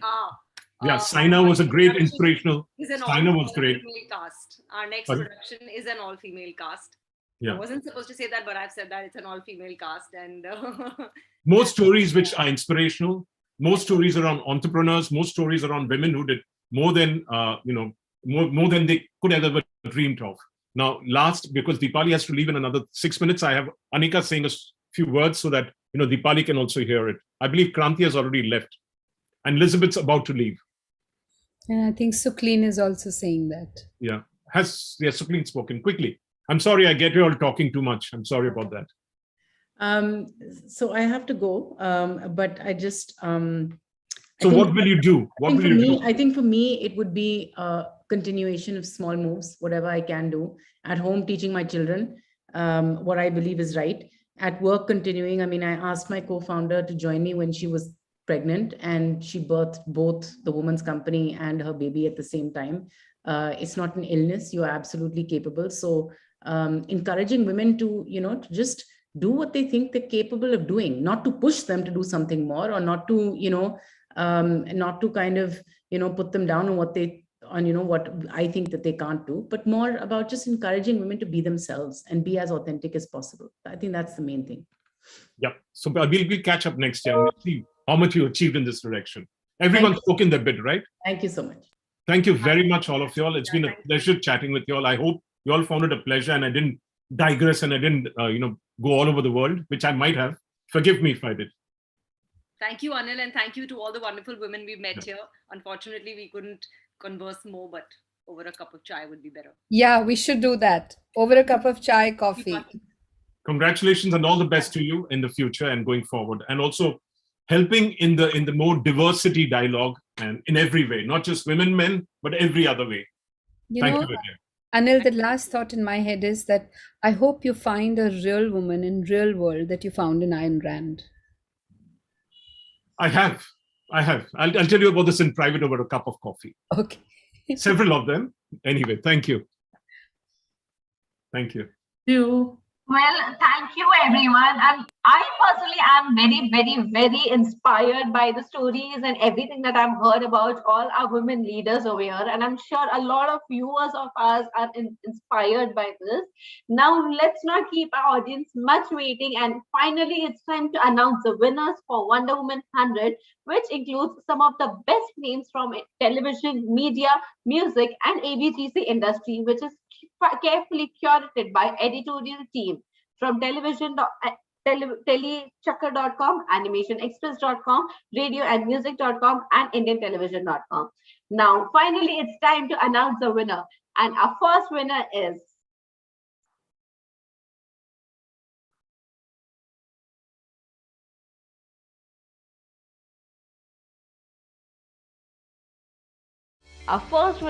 Miss Astha Sharma, co-founder for Imbue Natural. Congratulations, Miss Astha.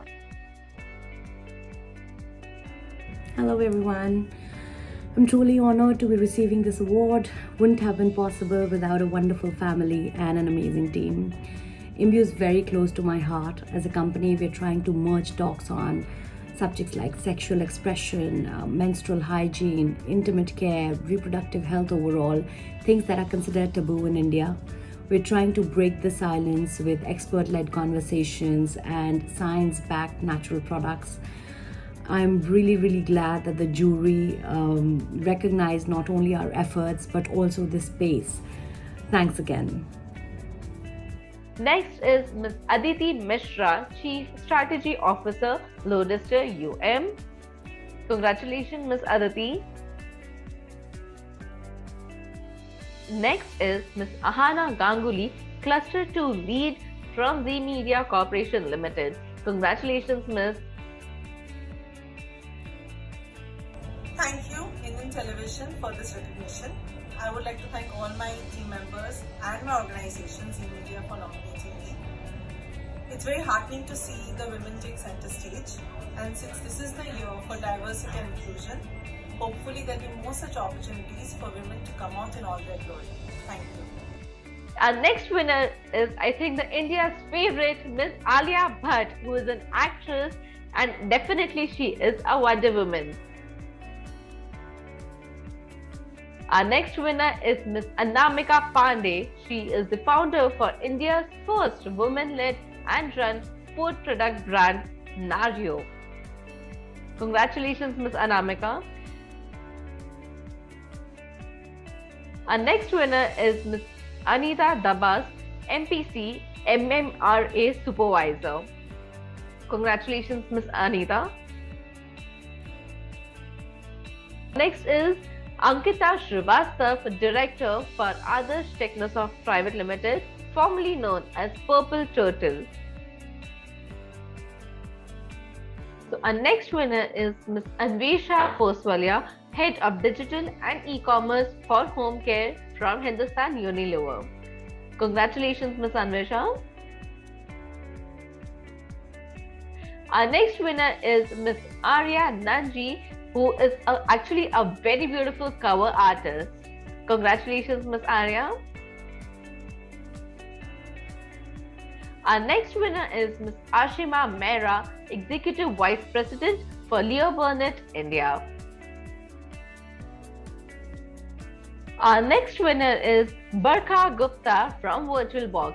Congratulations, Ms. Barkha. Our next winner is a very, very popular actress, and I'm sure a lot of people's influencer, Ms. Bhumi Pednekar. Congratulations, Ms. Bhumi Pednekar. Our next winner is Ms. Binda De, Chief Marketing Officer for Knight Riders Sports Private Limited. Thank you, Indian Television, team and jury, for selecting me as a part of Wonder Women series. It's humbling to be chosen among these illustrious group of women. Wishing all the other fellow Wonder Women all the very best. Keep shining, keep rising. Thank you so much. Our next winner is Ms. Bindu Nyer, Senior Vice President Marketing from Star TV Network. Congratulations, Ms. Bindu Nyer. Our next winner is Miss Caroline Stedman, Head of Starland from Star TV Network again. Congratulations, Miss Caroline. Our next winner is Miss Chandrika Jain, Marketing Director from Lenovo, India. Next is Miss Charuvi Agrawal, Director and Filmmaker from Charuvi Design Labs. Congratulations, Miss Charuvi. The upcoming winner is Miss Deepali Nyer, Senior Director Corporate Communications from Viacom 18 Media. Congratulations, Ms. Deepali. Our next winner is Ms. Devi Ganesh, co-founder for Devin Studio. Congratulations, Ms. Devi. Our next winner is Ms. Devika Sharma, Director from Glance Monetization. Congratulations, Ms. Devika. The upcoming winner is, I think she's the heart of complete India, and I'm sure their favorite singer, Miss Dhwani Bhanushali. Congratulations, Miss Bhanushali. Moving on to the next winner, we have Miss Dimpy Yadav, General Manager from Zaxxas. Congratulations, Miss Dimpy. Hi, I'm Dimpy, and I'm very happy to accept this award.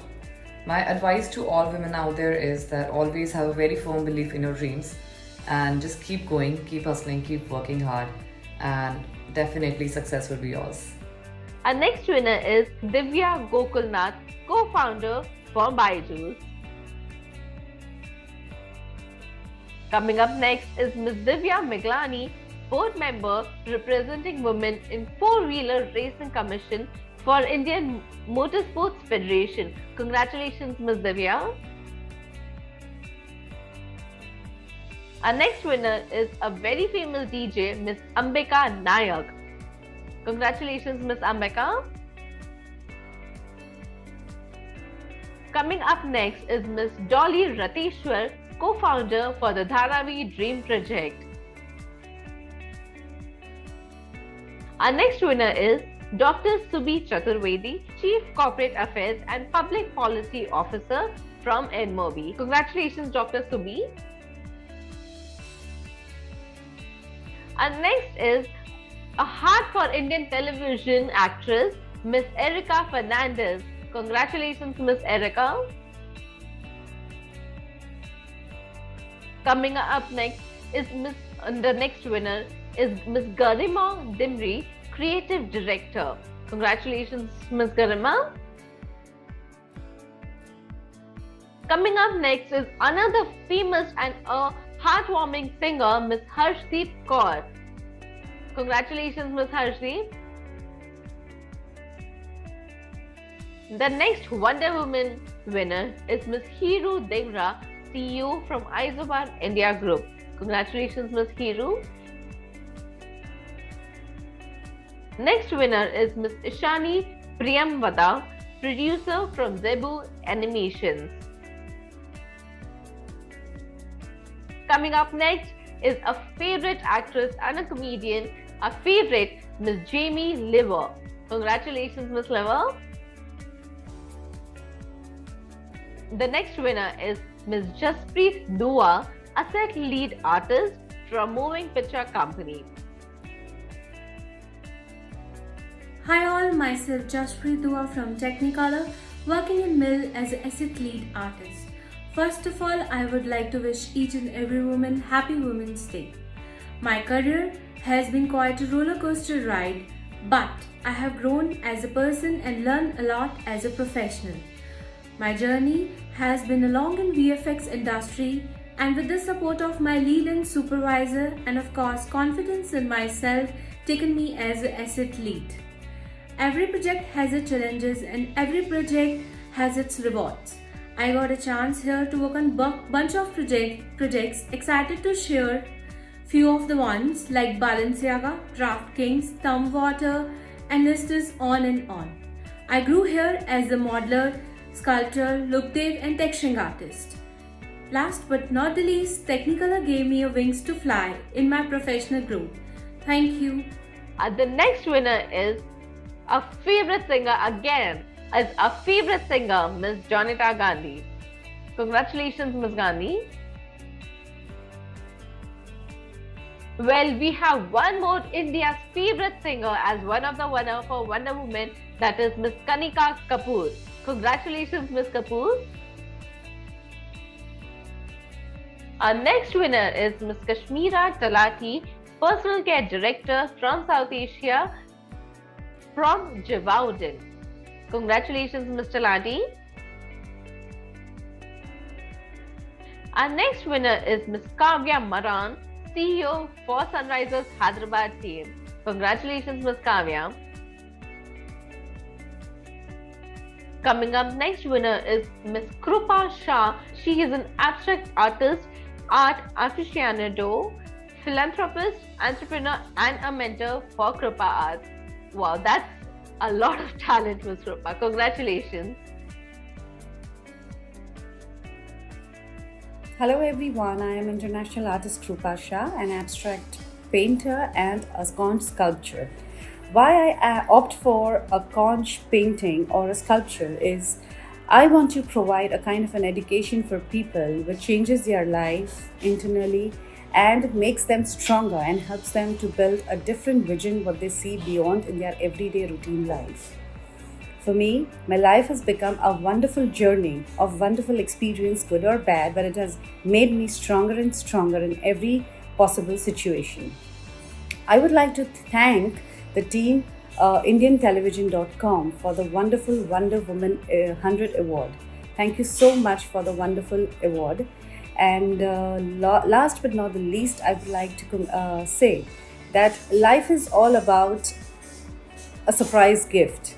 So always keep going till your last breath and make the situation a win-win situation for you. Thank you. Coming up next is India's favorite comedian, Miss Mallika Dua. Congratulations, Miss Mallika. You definitely are a Wonder Woman. Our next winner is Miss Madhvi Sharma, founder and MD for Trishul Media Solutions. Congratulations, Ms. Sharma. Our next winner is, I think, one of the India's favorite designer, that is Miss Masaba Gupta from Masaba and Masaba Designs. Coming up next is Meghna Agrawal, co-founder for IndieCube. Congratulations, Ms. Agrawal. Hi everyone, this is Meghna Agrawal. I'm the co-founder of IndieCube. We are the leading flexible space provider. I thanks the jury and the Indian television for this award and the recognition.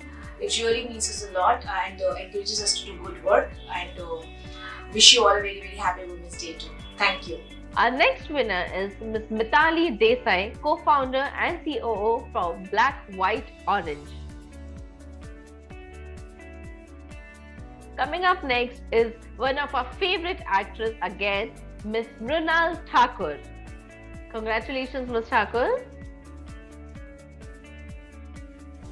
The next winner is Ms. Namita Jadhav, Director, Corporate Communications and CSR for Disney Star. Our next Wonder Woman is Ms. Nandita Sinha, CEO for India's favorite brand, Myntra. Congratulations, Ms. Sinha. Coming up next is one of our favorite singers, Miss Neeti Mohan. Congratulations, Miss Neeti Mohan. Our next winner is none other than India's favorite singer. Can anyone guess the winner for this one? You're right, it is Miss Neha Khan. Congratulations, Miss Khan. You definitely are a Wonder Woman, and I'm sure one of the India's favorite singers.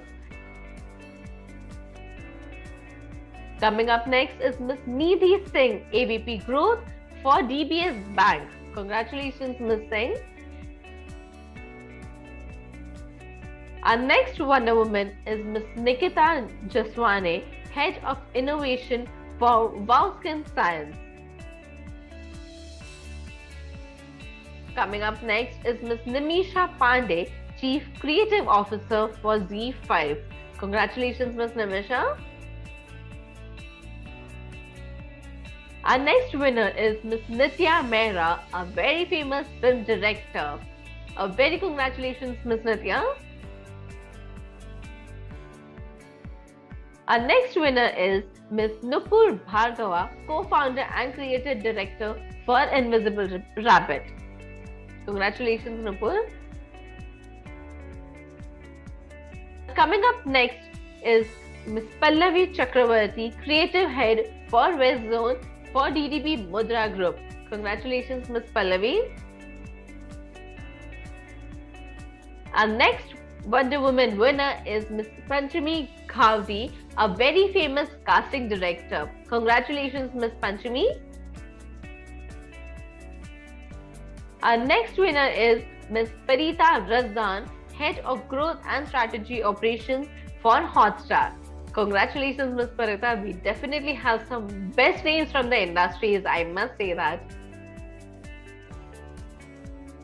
Coming up next is Ms. Parul Sharma from Godlike Esports. Congratulations, Ms. Sharma.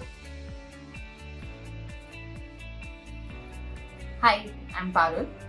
I would like to thank ITV and Wonder Woman 100 for providing a platform which is acknowledging and celebrating female professionals and entrepreneurs across various roles and industries. Platform like this becomes an enabler for us women hustlers. I am really grateful for this opportunity, and I hope that I am able to inspire other female professionals with the hard work that we do every day. Thank you. Well, moving on to next, we have our next winner as Ms. Payal Selvam, Head of Creative Operations from MPC VFX. Congratulations, Ms. Payal. Hello all, my name is Payal. I'm Head of Creative at MPC Films. Thank you Animation Express for having me here. I would like to send a message for more women to join the media and VFX industry and to take up a different stream of career.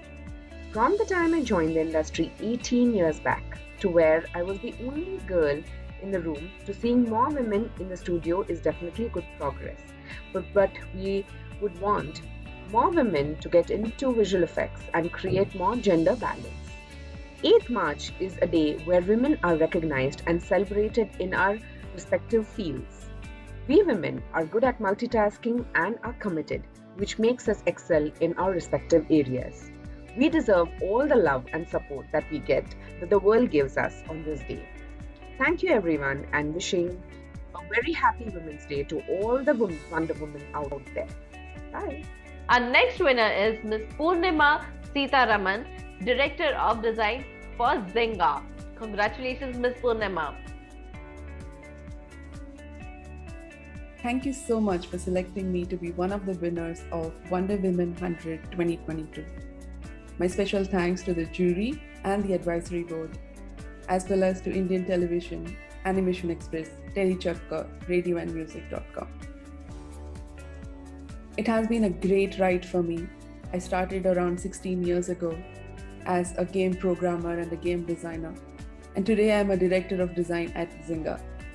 It has been a wonderful journey with its highs and lows.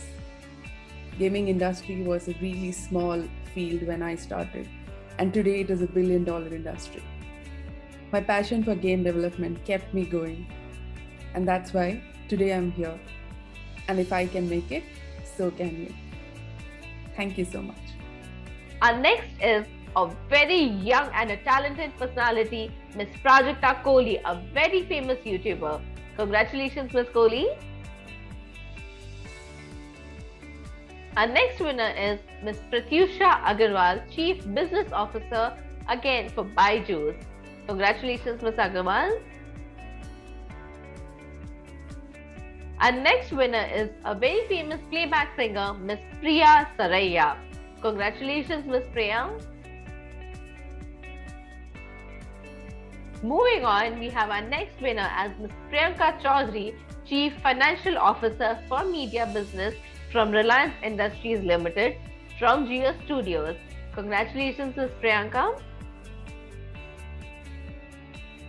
Our next Wonder Woman is Ms. Priyanka Salot, co-founder for the sleep company Comfort Grid Technologies Private Limited. Congratulations, Ms. Priyanka. Hi everyone.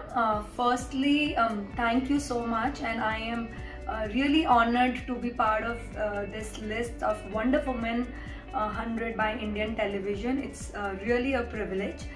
So thank you so much. I would really like to dedicate this award to first, all the women who have worked really hard at the sleep company to make sure that our customers continue to sleep better and sit better. And secondly, I think this is for all the women out there who every single day dare to dream big, and they continue to run behind those dreams and make them happen. So cheers to everybody out there. Thank you so much. Our next winner is Ms. Ranjana Mangla, Senior Vice President and Head of Ad Revenue for Sony Live. Congratulations, Ms. Ranjana. Our next winner is Ms. Rashi Agarwal, Co-founder and Chief Business Officer for Zip Electric. Congratulations, Ms. Rashi. Hi everyone, I'm Rashi Agarwal, the co-founder of Zip Electric. I would like to thank Wonder Woman for having me in one of their top 100 list of influential women. I'm very grateful for that. The only one message I have for all the women out there is, whatever today you are is all because of your hard work, your focus, your diligence, your perseverance.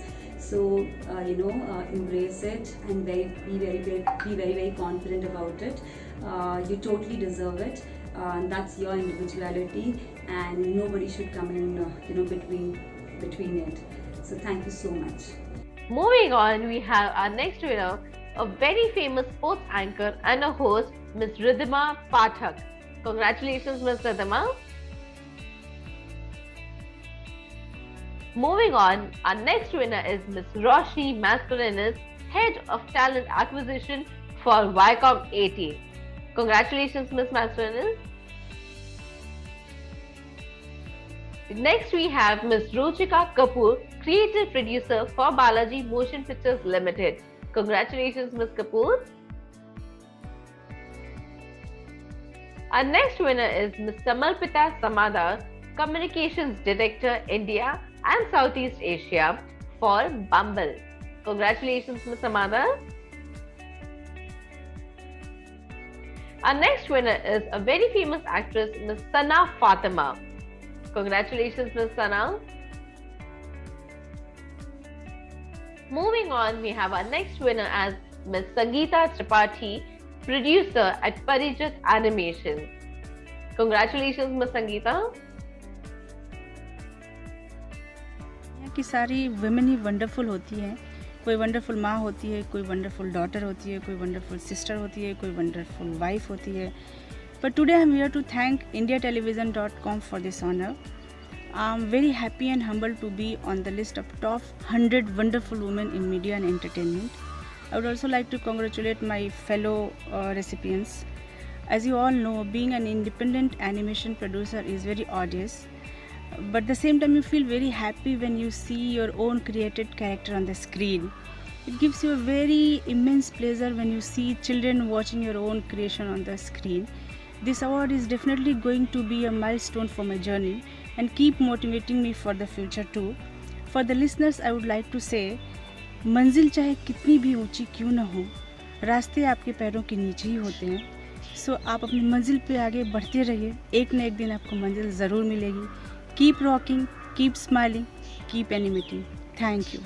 Our next winner is Ms. Sapna Madan, Director at Yayin Studios. Congratulations, Ms. Sapna.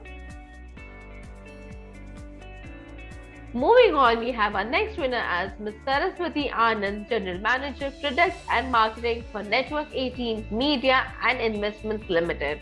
Congratulations, Saraswati. Moving on, we have a very famous actor and producer, Ms. Sargun Mehta. Congratulations, Sargun. Our next winner is Ms. Soumya Singh Rathod, co-founder for Winzo. Congratulations, Ms. Rathod. Moving on, we have our next winner, a very famous singer, Miss Shalmali Tholgade. Congratulations, Miss Shalmali. Moving on, we have our next winner, another singer. Wow, we have Miss Shefali Alvarez. Congratulations, Miss Shefali. We do have a lot of Wonder Women singers, actors, and so much talent in our industry. Well, moving on, we have our next winner, Miss Shefali Johnson, Chief of Staff for Nodwin Gaming. Congratulations, Miss Shefali. Our next winner is a very famous television actress, Miss Shehnaz Gill. Congratulations, Miss Gill. Moving on, we have television industry's favorite actress. Can anyone guess the name for her? Who is the another Wonder Woman from television industry? You're right, it is Miss Shivangi Joshi. Congratulations, Miss Shivangi Joshi. Our next winner is Ms. Shravanti Roy, Vice President Marketing for Zee Bangla and Zee Sarthak for Zee Entertainment Enterprises Limited. Congratulations, Ms. Shravanti. Thank you IndianTelevision.com for this honor. This award belongs to Zee and all my women colleagues across the network. To create and market our stories to Indian consumers, predominantly the Indian women, it is a little balancing act for us, the women. While it's easy to connect to them, but at the same time we have to be very careful to keep it unbiased. Last but not the least, I would like to thank all my mentors, peers, and the team from Bengal and Odisha who helped me in my journey to become a Wonder Woman in true sense. Thank you IndianTelevision.com once again. 3 cheers. Our next winner is Ms. Shruti Tyagi, Senior Director Marketing for Woot. Congratulations, Ms. Shruti. Thank you so much, Indian Television, for this recognition. I am humbled and honored to be part of this elite list and sharing this space with so many amazing Wonder Women out there. I have been inspired by so many women in my life, and I feel if I can inspire even one woman to follow her heart, to follow her dreams with whatever little I've achieved in my life, I will be grateful to God. Thank you once again. Gratitude. Moving on, we have Ms. Shruti Verma, Regional Marketing Director for India and Asian for Epic Games. Congratulations, Ms. Shruti. Our next Wonder Woman is Ms. Simran Sagar, Operations Director, Genesis Foundation. Congratulations, Ms. Simran. Thank you for this award. I am so grateful for this acknowledgement and for my entire team and all those who support our cause and have been an integral part of my growth in the NGO sector as a woman. From starting out as a content writer to now leading the foundation, I have learned that every woman is gifted with a superpower and the ability to make a difference in every field. To know that every step in my career is an opportunity to support lesser privileged children who suffer from a heart defect so that they get the future that they deserve. Moving on, we have our next winner, Ms. Smita Balram, Head of Corporate Communications from Puma, India. Congratulations, Smita. Our next winner is Ms. Neha Sharma, Founder and CEO at Itisa and a co-founder for DogZ. Congratulations, Ms. Neha Sharma. Our next winner is a very famous music director, Ms. Neha Khan. Congratulations, Ms. Neha. Moving on, we have our next winner as Ms. Sonali Datta, Vice President and Head of Content and Development for Star Plus from Star Network. Congratulations, Ms. Sonali. Moving on to our next winner, Ms. Sonam Shekhawat, Director, Tabrohi Animations. Congratulations, Ms. Sonam. Thank you, Wonder Woman Awards, for recognizing my contribution in animation and media industry. So far, the journey has been really great, and for that, I would like to thank my family and friends for their constant love and support.